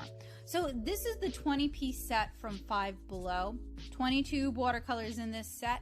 $5, and that's worth mentioning because although Five Below has 5 in the name, they do sell $10 stuff now, so not everything is below. I know, okay, I know I talk about that a lot, but it trips me up, and I'm like, no, it should be $5. That's like Dollar Trees. Some of them were like playing around with the idea of having like $2 and $3 items, and I was like a little intrigued because I was like, oh, premium Dollar Tree, and then part of me was like, but that's not the point of Dollar Tree. So these took a little bit of time because, as Maddie pointed out, these are ointment tubes. So they have like a little piercer in the top, and you gotta go through and pierce all of them. The Dollar Tree and the wow, cannot talk. Sorry, y'all. Dollar General. Why is that a hard one for me? Dollar General watercolors didn't have that. Some people might prefer it because theoretically it could keep the watercolors fresher. I haven't really noticed that to be the case. I just am annoyed that I have to like go through and pop all of them. These were okay, actually. So these are like a weird combination of gouache and watercolor because they are very opaque for what they are, but they're not gouache. And there's a lot of pastels, and they are chock-a-block full of optical brighteners to make them look bright and appealing in the pan. But they have a lot of fun colors, and they have a lot of fashion colors. And these are another that if you're kind of interested in playing around with watercolor, like the act of applying paint to paper using water as a vehicle, these are not a bad way to find out if watercolor is something you'd like to explore more in the future. They don't mix very cleanly, and you use them up real fast. That's like the big thing about really budget watercolors is you're gonna go through them like, because they don't have a lot of pigment, so you're constantly using lots and lots of paint in order to get any amount of color saturation at all. But I still kind of had fun with these, and I'm kind of tempted to hang on to them for a little while and try noodling around with them and see if I can doodle anything that I like with them. But honestly, all but one set will probably end up either donated or in little libraries for someone to happen upon and hopefully be able to use and enjoy more than I was able to. Now, in the past, I would try to set up cheap watercolors like Arteza and Reeves in half pans because that can actually, if they will reconstitute, they can actually improve the painting experience. But these were not worth the half pans I put them in. All right, so the brief blip on the radar were the glow-in-the-dark watercolors, which were just not even worth talking about. They were terrible. These, I was very hopeful that these would be like those jelly gouache cups. These are weird. I think they are technically an acrylic. They use some sort of solvent that smells a bit like alcohol. These are weird. They don't handle like gouache, they don't handle like watercolor, and they don't handle like acrylic. If you guys have a better idea of what these are, these were at Five Below, 24 for $5. They all had a little metal seal around the top, so that's what you guys see me cutting. That was kind of a pain in the booty. I mean, I was so hopeful that these were going to be like jelly gouache cups because I'm very curious about the jelly gouache cups, but I don't like gouache very much. So I can't justify buying them because I don't, well, okay, historically I have not liked gouache, but the jelly gouache cups solve some of the problems that I don't like about gouache, but they typically don't have a silicone gasket to keep them fresh, so we're back to some of the old problems that I don't like about gouache. And what I liked about these is they have twist caps, so I was like, oh, it's like the jelly gouache, but I don't have to worry about them drying out. No, these are terrible. They look like they'd be opaque. They're actually not opaque. They have no tinting strength. I didn't even try to mix them because they were just so weird and gross that I barely got through doing all 24 of them. I only did all 24 of them because A, we were on stream, and B, because I am stubborn. So this swatch segment has been time-lapsed several times just because this is just meant to be like a diary entry, you know. I did this today, but the stream itself took about 3 hours. I started at 7, I ended at 10. It was heckaroony on my voice. Joseph brought me loquat tea, and I'm further straining my voice by narrating this because I'm a genius, y'all. But I had a lot of fun. It was much better to suffer through these not so great watercolors with you guys than if I had done it by myself. Some of these would have made me mad because they would have disappointed me. Like these say they're watercolor and then they say they're water reducible, but they're not. They just fall apart. But I had a good time with this stream, and I'm glad I did this even if I didn't discover any winners tonight. So this was about it for me this evening. I then spent the rest of the evening hanging out with Joseph in the den, watching TV, watching him play DDR, and just generally relaxing. So all in all, not a bad Friday. Hey guys, happy Saturday. The weather looks like it's pretty nice outside. It seems like it's in the 80s, maybe in the, no, I doubt it's in the 90s. It's still February, but it was in the 80s yesterday, so who knows? This is Louisiana. There have been Decembers when I was out playing in the sprinklers because it was 90 degrees outside and I was under supervised. So today, gonna kind of keep it low key. Doing a 3-hour stream last night kind of took it out of me vocally. You know, that's a lot of strain on your voice. So if you are like me and you when I did cons, you know, you're talking over the sound of the convention itself, and then you've got people walking around with boom boxes and stuff, and you might have table neighbors who are playing loud music, maybe louder than what the con allows. Anyone who's been to an anime con and tabled in the artist alley knows the noise level you're enduring the whole day. And you're projecting your voice, and you're shouting, and you're probably not hydrating enough, so you can really tear up your voice. And I did just that years ago, and it's never really gotten 100% better. So when I do a stream like I did last night, it's important to hydrate. Ideally, it'd be great to take breaks. I don't think I'm popular enough to be like, I'm gonna take a 10-minute break, guys. I'll be back soon, and actually do that. I'm a little afraid of doing that. Maybe if I did like an all-day stream, I could do it. For a 3-hour stream, I don't know, 3 hours is right at that point where it's like, you deserve a break, girl. So for an hour stream, no, because I would just take the break after the stream and try to break before the stream. So it's important to stay hydrated. Years ago, Kuriska, a fellow convention artist, recommended low-plot tea or low-plot lozenges. Those do help a lot. Halls, throat drops help a lot, stuff like that. Not the menthol ones while you're talking, because I found that the menthol ones will strip my throat if I'm talking a lot. So that's, if you like the menthol drops, that's an after the stream kind of thing. But I had a lot of fun. It was cool to be able to go through all those watercolors and not have to do individual unbox and swatch videos with that. When it comes to cheap watercolors, dedicating a video just to that thing, I mean, if it's a good product and I know it's a good product, then that's great. Like, it's fun. But if it's a poopy product, or I highly suspect it's going to be a poopy product, I often end up kind of resentful halfway through, because I'm like, I know this is bad. I want to just cut this off now, but I feel obligated to complete it. So doing it as a stream let me do a bunch of them at one time. It gave me the opportunity to interact with other people and talk to other people, which kind of helps entertain, because you guys see this setup, right? Like, this is like a low stim zone, and sometimes you just need more stimulation than that. And I know this is a trap of my own design. It'd be cool to have like a window and then have LED curtains, and at night I can just pull the LED curtains, and that way I get the consistent lighting. That's something to think about in the future, actually. Because, you know, I have a window right off to the side to the porch, and it's actually really nice to look out, but having the light coming in, if I'm recording, it makes for really inconsistent lighting.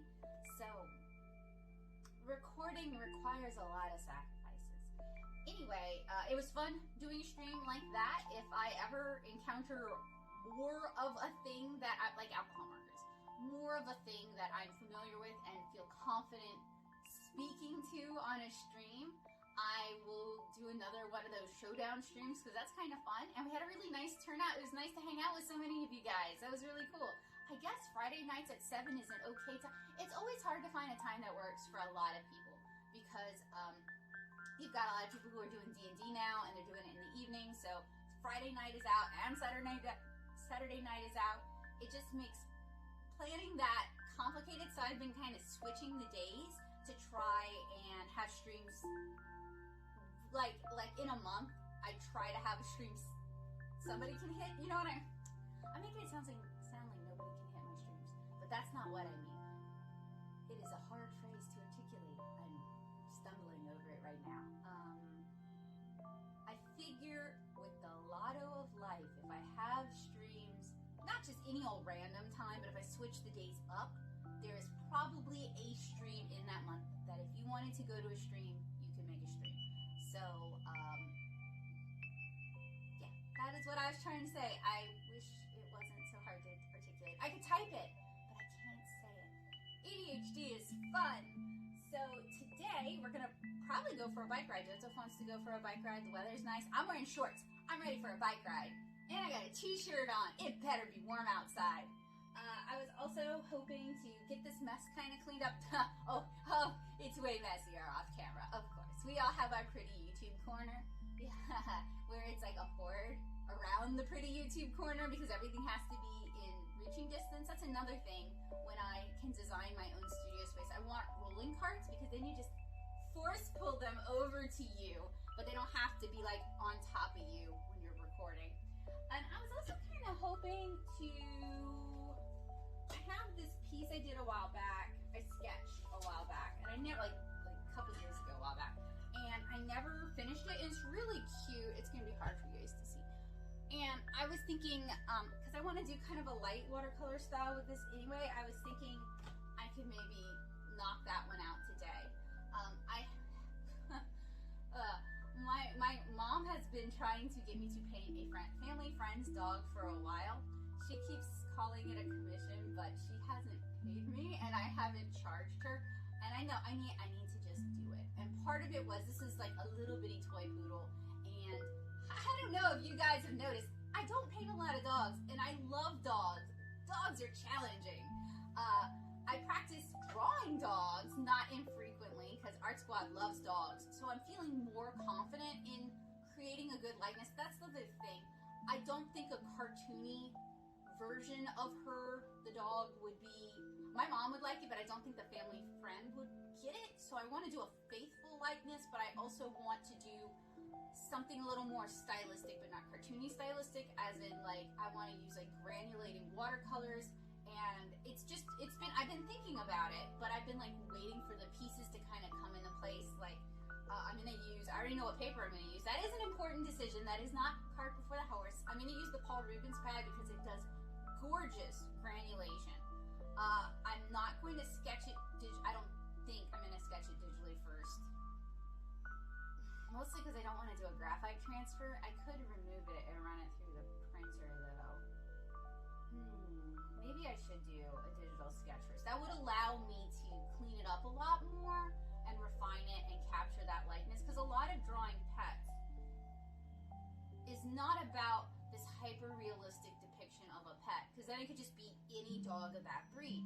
It's about capturing that animal's personality and quirks. And I know Duffy, she's a good girl, very sassy, a lot of personality. So I want to capture her personality in that drawing too, because that's what I love about cartooning and stylism and comics in general, is because it is often not realistic.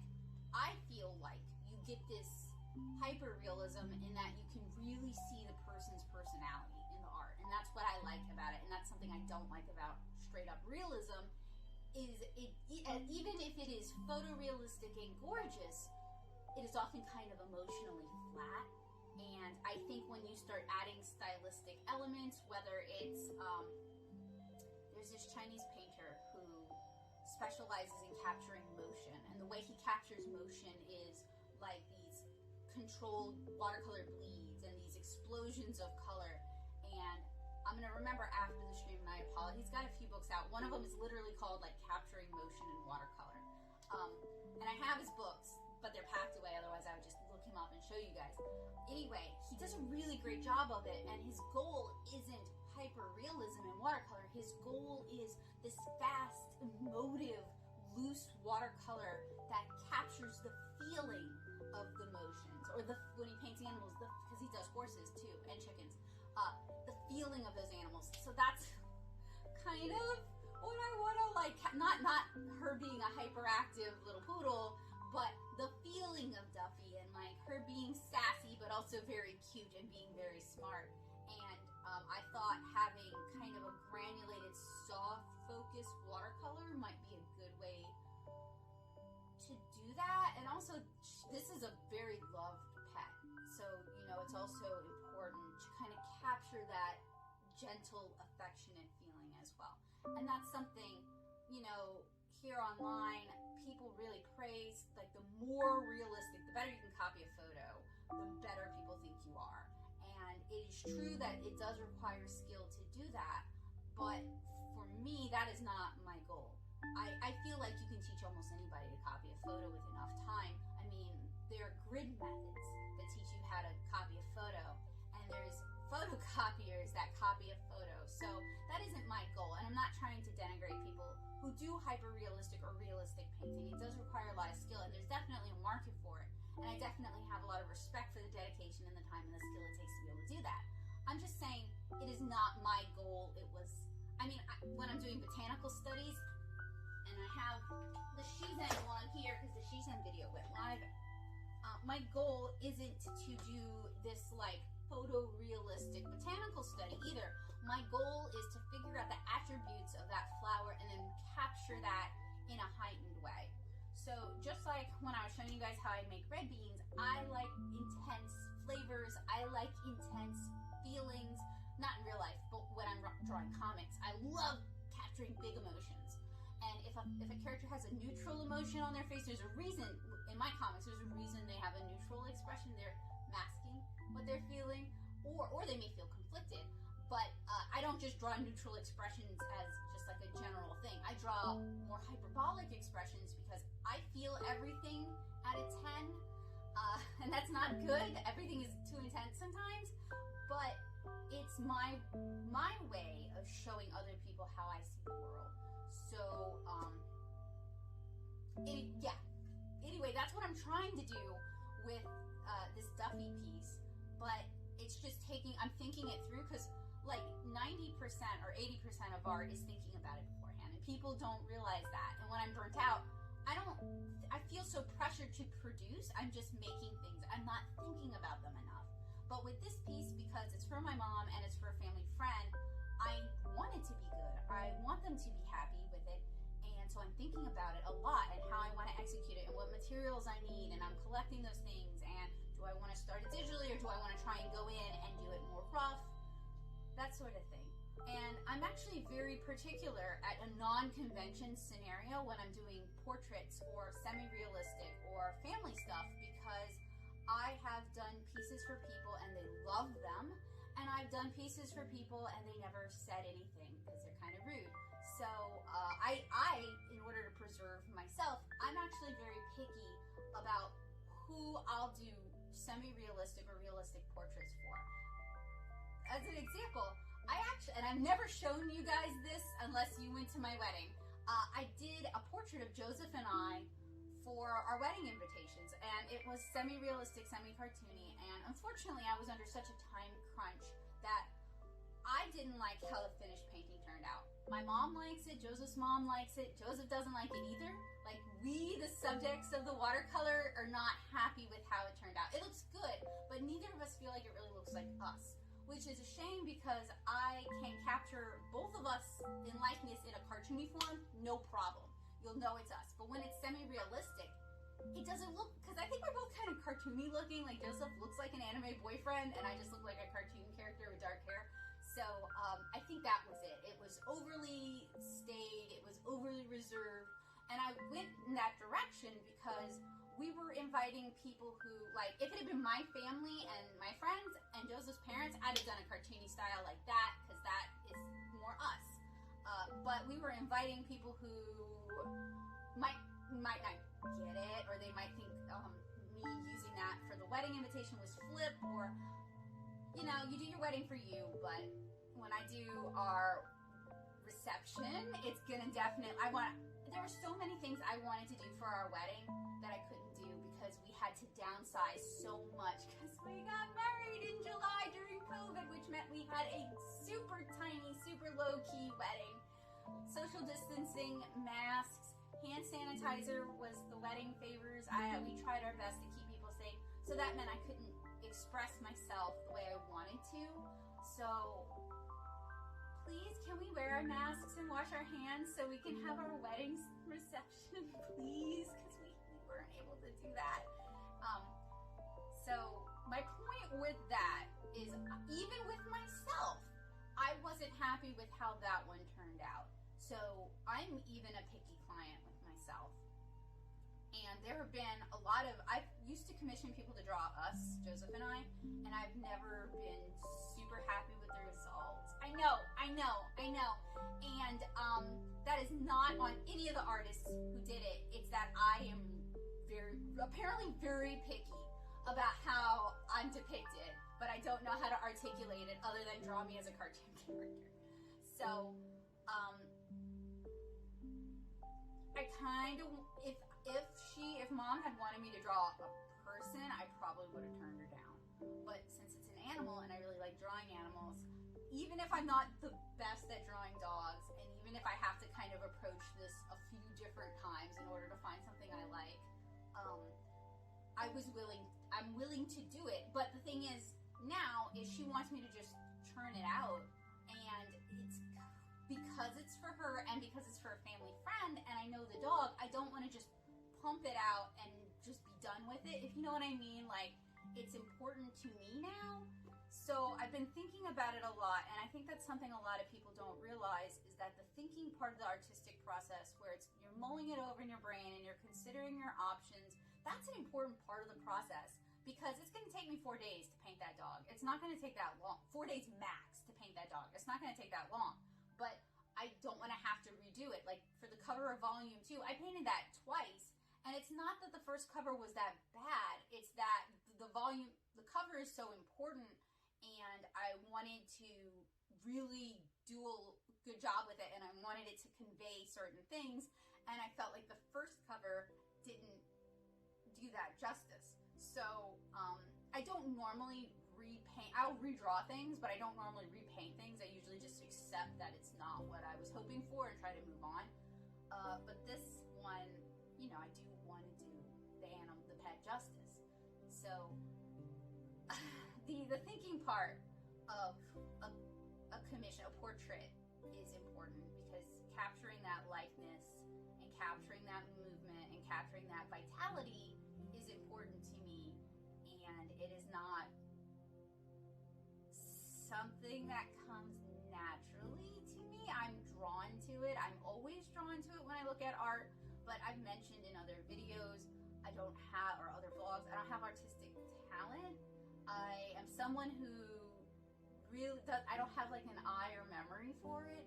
So everything I've accomplished has been through studying and brute forcing it and relying on other skills I have, like being really drawn to strong emotions so I can convey strong emotions. Like, I'm very drawn to strong emotions, so I notice them when other artists do them. I notice them in pictures, so I draw them and I practice them a lot. But it's not like I'm just naturally good at it. I've had to analyze them and think about them, and I teach that as a module, so you know that helps too. When you're trying to think of how to teach much younger people how to do these things, it helps you level up your game too, so long as you're not always teaching the same thing over and over again, you're varying it up. Which is why, circling way back earlier, I think in the week, I said that if you're an art teacher and you don't make art and you don't keep a sketchbook, you're not really teaching art. It's because of that. Like, for me to be the best teacher I can be, I have to learn new things. I have to practice new things. I have to research their questions. I have to be growing as an artist too, so that I know how to teach them. I have to teach myself so I can teach them, or I have to see how other people are teaching so I can teach my students. I can't just gank somebody else's lesson plan, having never even done it, and then try to present it as my own. Art isn't modular like that. It isn't, with a math lesson, you probably can, if you have an affinity for math, you're probably a way better math teacher. But, or if you like math, or if you're passionate about numbers and what numbers can signify, you're probably a better math teacher. But I've gotten you fired up. Hopefully I've gotten you inspired. And if you also teach art and you want someone to talk to, you can hit me up on Discord. I don't have a board necessarily set up for art teachers, but I'd be happy to DM with you if you want to just talk about like different teaching methods and stuff and share experiences, because teaching art is a trip. Sometimes it's a real trip, but I love it, and I love the energy. I especially love teaching like 9 to 14-year-olds, because the energy levels are real high and I'm high energy, and they're so encouraging to each other. It is amazing. I wish we kept that energy and that supportiveness for the rest of our lives. It's not a competition for them. Their compliments are honest, and when they're like, oh hey, maybe if you did it this way, duh, beautiful. We have one kiddo who is basically, I hate relying on them for our Zoom tech support, because that's a job they shouldn't have to fill. But she knows everything about Zoom, and she helps us out so much, and I really appreciate the exchange of knowledge, and I really value when she comes in. And not just for her Zoom support, because she is just such a delightful person, and she's got good ideas, and she just has to work on the motor skills, and I think she'll be able to draw what she can imagine. But anyway, it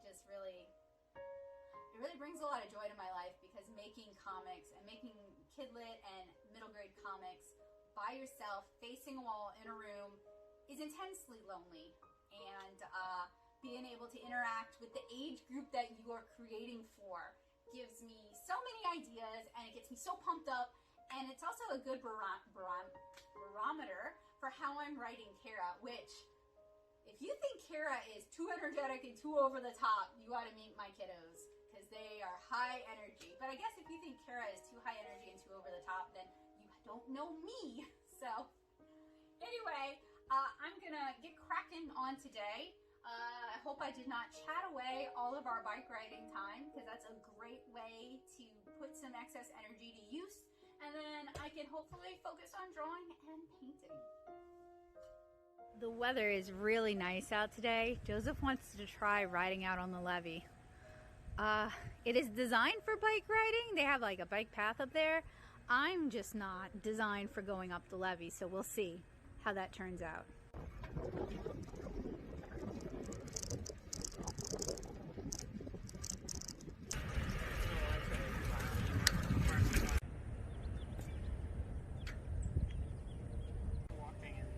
So this is the levee. I'm kind of concerned because they got chains all over the place. And to me that says no trespassing. I've seen people walking on it, but chains generally mean no bikes or vehicles. But Joseph says he's seen people biking. This is not the levee I thought we were going to either. This is the spillway levee. I don't have it in me. Legit. Turn around and go home. I don't care. Let's at least get up there and see. The problem with going to the spillway levee is we would need to ride at least along Apple Street. We wouldn't have to ride on Apple Street. Right. Apple Street is not a good street to bike on. People are aggressive. It's 2-lane and there's no shoulder. I think we should pass over Apple Street. Let's try this one.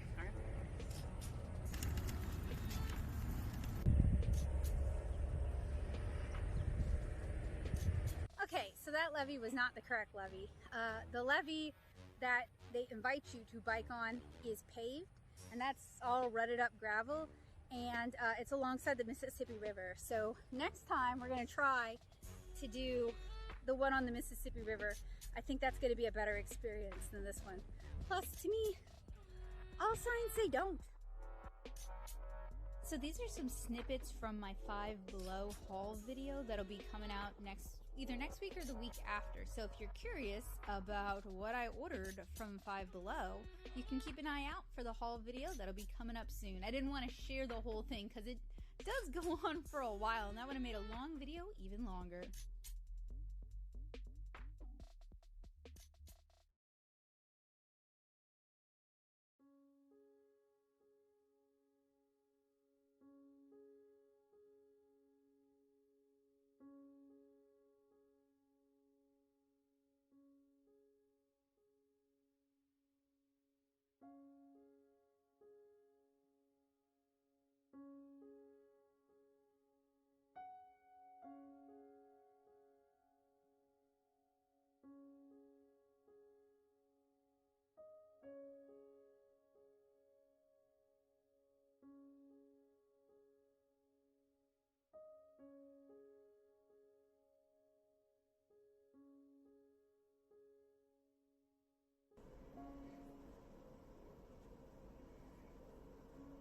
So when I finally finished with the 5 Below haul video, I spent some time working on applying some watercolor to this piece. I love that the AC kicked on as I was speaking.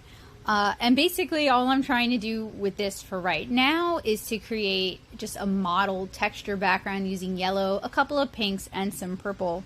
I'm going to let it dry out overnight so that it actually adheres to the paper really well.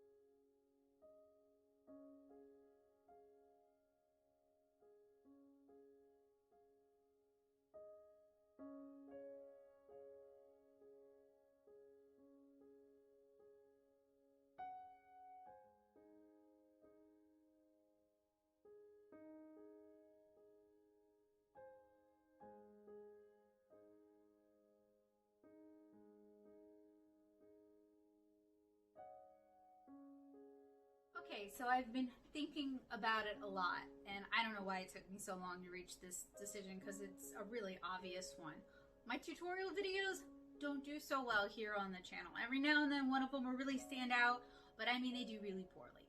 Compared to like haul videos or reviews, they just do terribly. So what I was thinking about doing is, I still like making them. I think there are still people who like watching them. So I think I'm just going to put them up on Patreon and just make them like Patreon exclusive. So there will still occasionally be a tutorial here if I think you guys will really enjoy it or if enough people ask for it. But I think a lot of the tutorials are just going to go straight up to Patreon.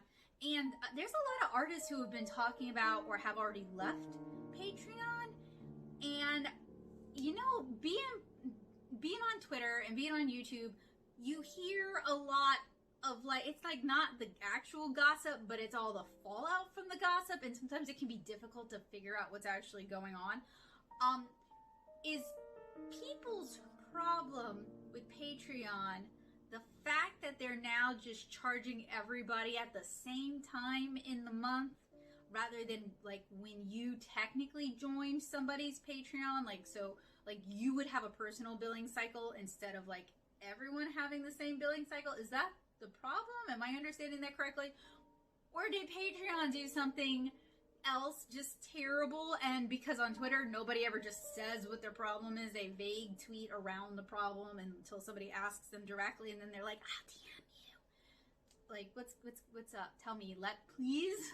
To be real, Patreon has done so many hinky things, so many things that make it hard to be a creator on Patreon, because then you have to explain to the people who are going out of their way to support you, like, hey y'all, Patreon is affecting you negatively, and I didn't get any say in it, but I get to be the face of their bad decisions, because Patreon loves to like have us, the creators, tell you guys stuff rather than emailing you them themselves. And it's like a way of deflecting being the bad guy. So instead of Patreon as a site that does take money off of the top, off of our creations, and generally I'm okay with that, but instead of them like communicating with the end user, with the people supporting Patreon in general with their money, they ask us to disseminate the information, which leads to all kinds of confusion and all kinds of misinformation, and it's just like not really a good look. Like, you can email the end user's Patreon and still ask creators to also talk to their patrons about it if they think that's important. But I mean, I haven't had the same problems like some of my friends have had with Patreon. Patreon is not a good fit for everyone. So, like, I've seen some creators on YouTube who are basically like, I'm leaving Patreon, bye. Or they're like, I'm gonna really push YouTube memberships. And the reason I haven't pushed YouTube memberships is I don't just do early access to my videos. I also, like, if I generate materials for my classes, like templates, handouts, presentations, stuff like that, I share that with my patrons. I share printable line arts with my patrons. I try to share a variety of things as I'm creating them, and I don't know that YouTube memberships would still let me do that, but I could push, because I'm paying for Nitro and Discord so I can share bigger files.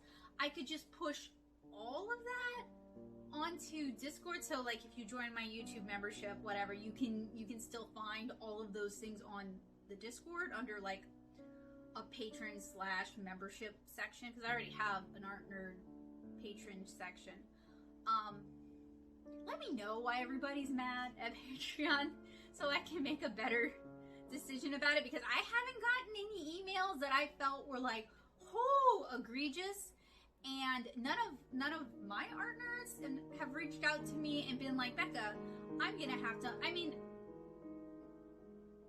I don't expect you to email me or contact me if you decide to unsubscribe from my Patreon. I respect whatever reason you are choosing to end your membership. If you want to reach out to me and tell me, I appreciate that. When people generally reach out to me and tell me, it's usually just their finances have changed, and I 100% get and respect that. I myself, as someone who uses Patreon to support creators I love, cycle through some of my memberships, and it's 100% not personal. It's that I have a set budget for supporting people, and there's a lot of wonderful people out there. So I'll rotate who I can afford to support at the time. That is also a valid reason. If I've done something that has upset you or annoyed you, or you're tired of it, and you want to reach out to me and tell me, I would appreciate. Part of me is like, no, I don't know, it's gonna hurt. And part of me is like, I would appreciate knowing, because I can change my behavior. I'm a different person than I was 5 years ago. But if Patreon has done something, and that's why you're dropping it, I would appreciate if you would do two things. One, tell Patreon that's why, like, you know, like, Patreon, I'm really unhappy with this change. I've dropped all of the memberships that I've been supporting in the past, because they're losing money on this too. They skim off the top, and depending on when you join Patreon, they take variable amounts. So like, I was one of the earlier adopters, so I pay a smaller percentage each month, but like people who joined last year pay a much higher percentage, but they're still losing money if you drop your sub. If you don't support creators via their platform, they're losing money. So they have a financial incentive to listen to you. And if you tell me you have a problem with Patreon, I will also contact them. I go to their virtual meetings, and even though I lurk most of the time, if I am armed with you guys' grievances, you guys' problems with Patreon, I will mention them for you and say, hey, I've got people who support my work, have supported it for years, and they want to switch to a different platform because they don't like XYZ policies that you guys have.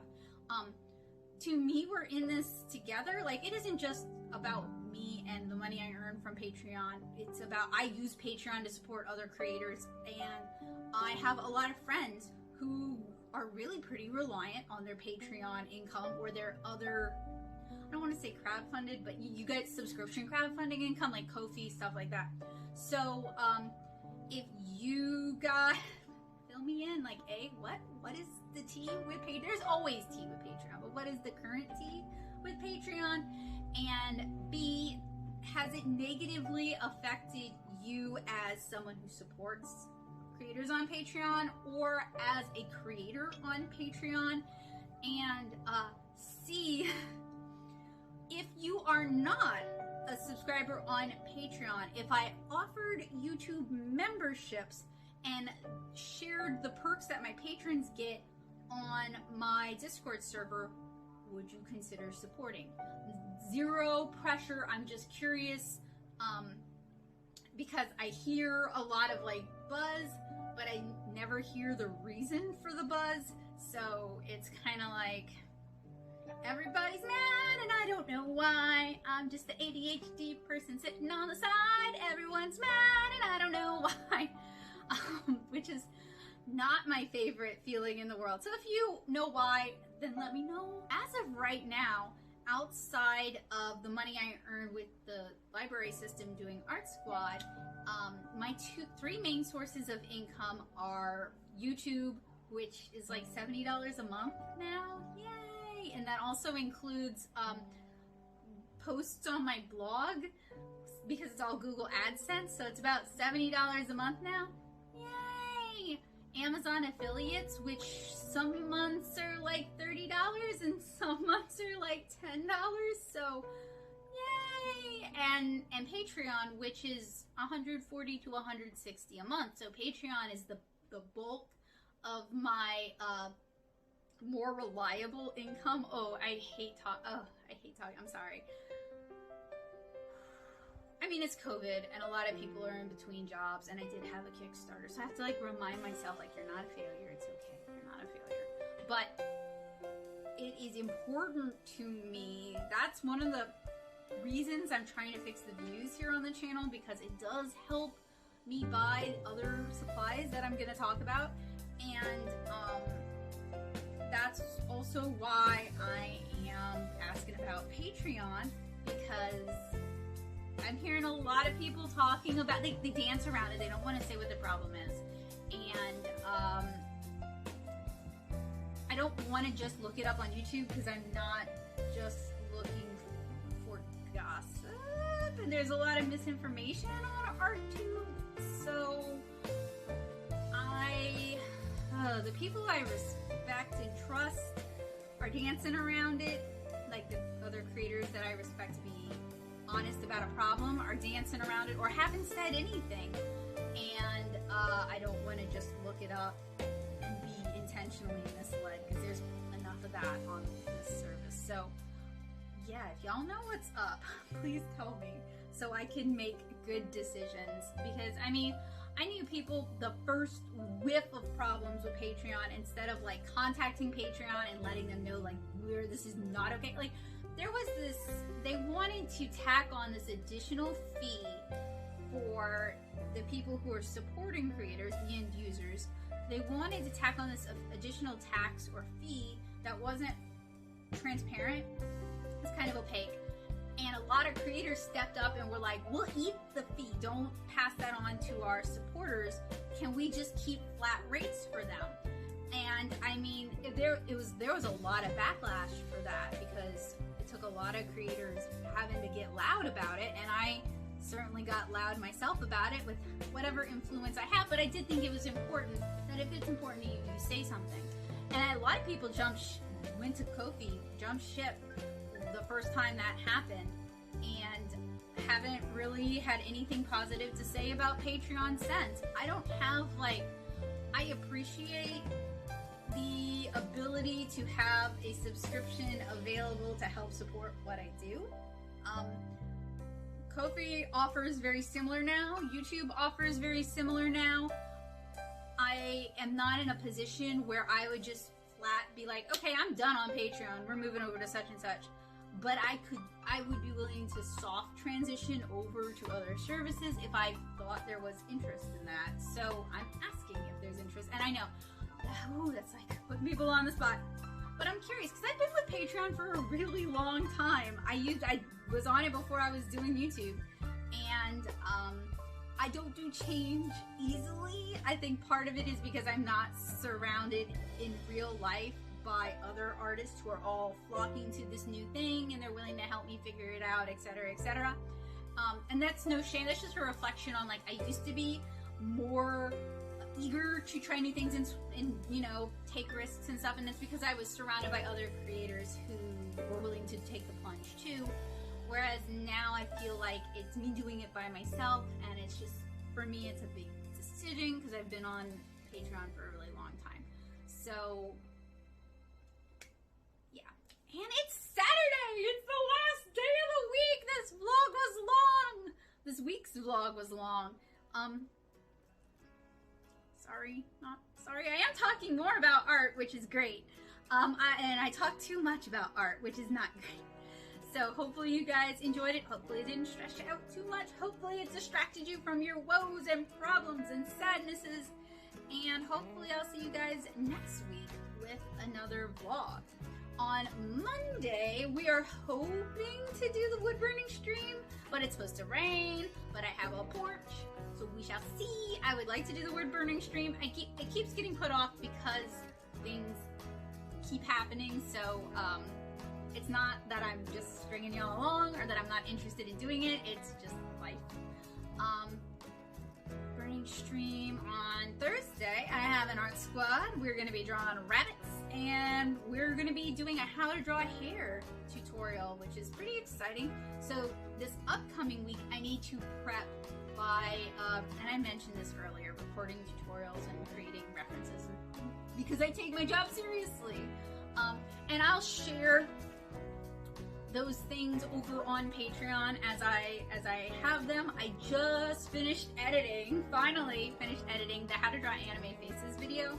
So patrons will get that soon, and eventually it'll be uploaded here.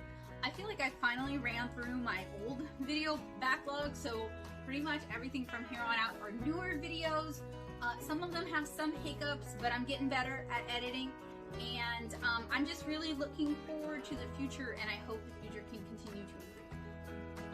But I will probably stop sharing as many tutorials other than maybe drawing tutorials. But I'm iffy about that because I am still seeing those, what are they called? It's like Moodle, like school blackboard systems, internet blackboard systems, sorry, like class systems, like Blackboard or Moodle, that are used for e-learning and COVID learning and remote learning, accessing my videos. And months ago, I asked teachers, if you're gonna use my content in your classes, please reach out to me and talk to me.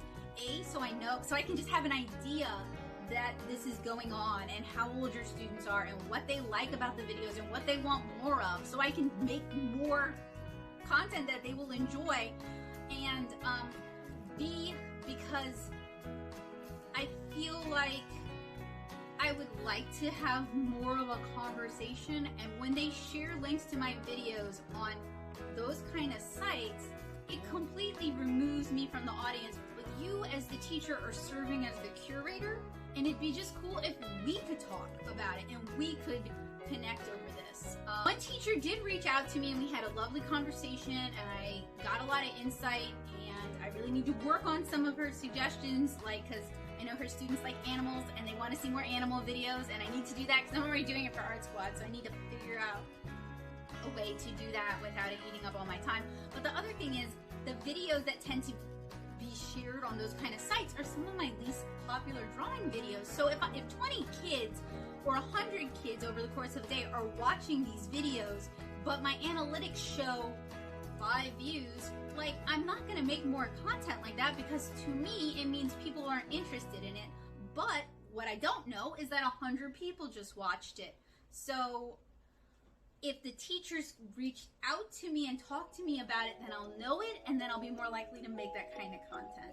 Please take a moment to reach out to me, maybe via email or via Discord, and just talk to me about how you're utilizing my content. And if you utilize it often, please consider supporting it on Patreon, because it takes time, energy, resources, and knowledge to make that kind of content.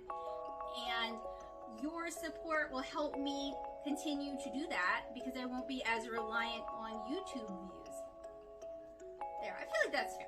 Anyway, I was trying to wrap up this week and I goofed that. Totally goofed that. So, I hope you guys have a good rest of the week. I hope to see you guys next week with the chill stream. And, yeah, have a wonderful Sunday, guys. Bye.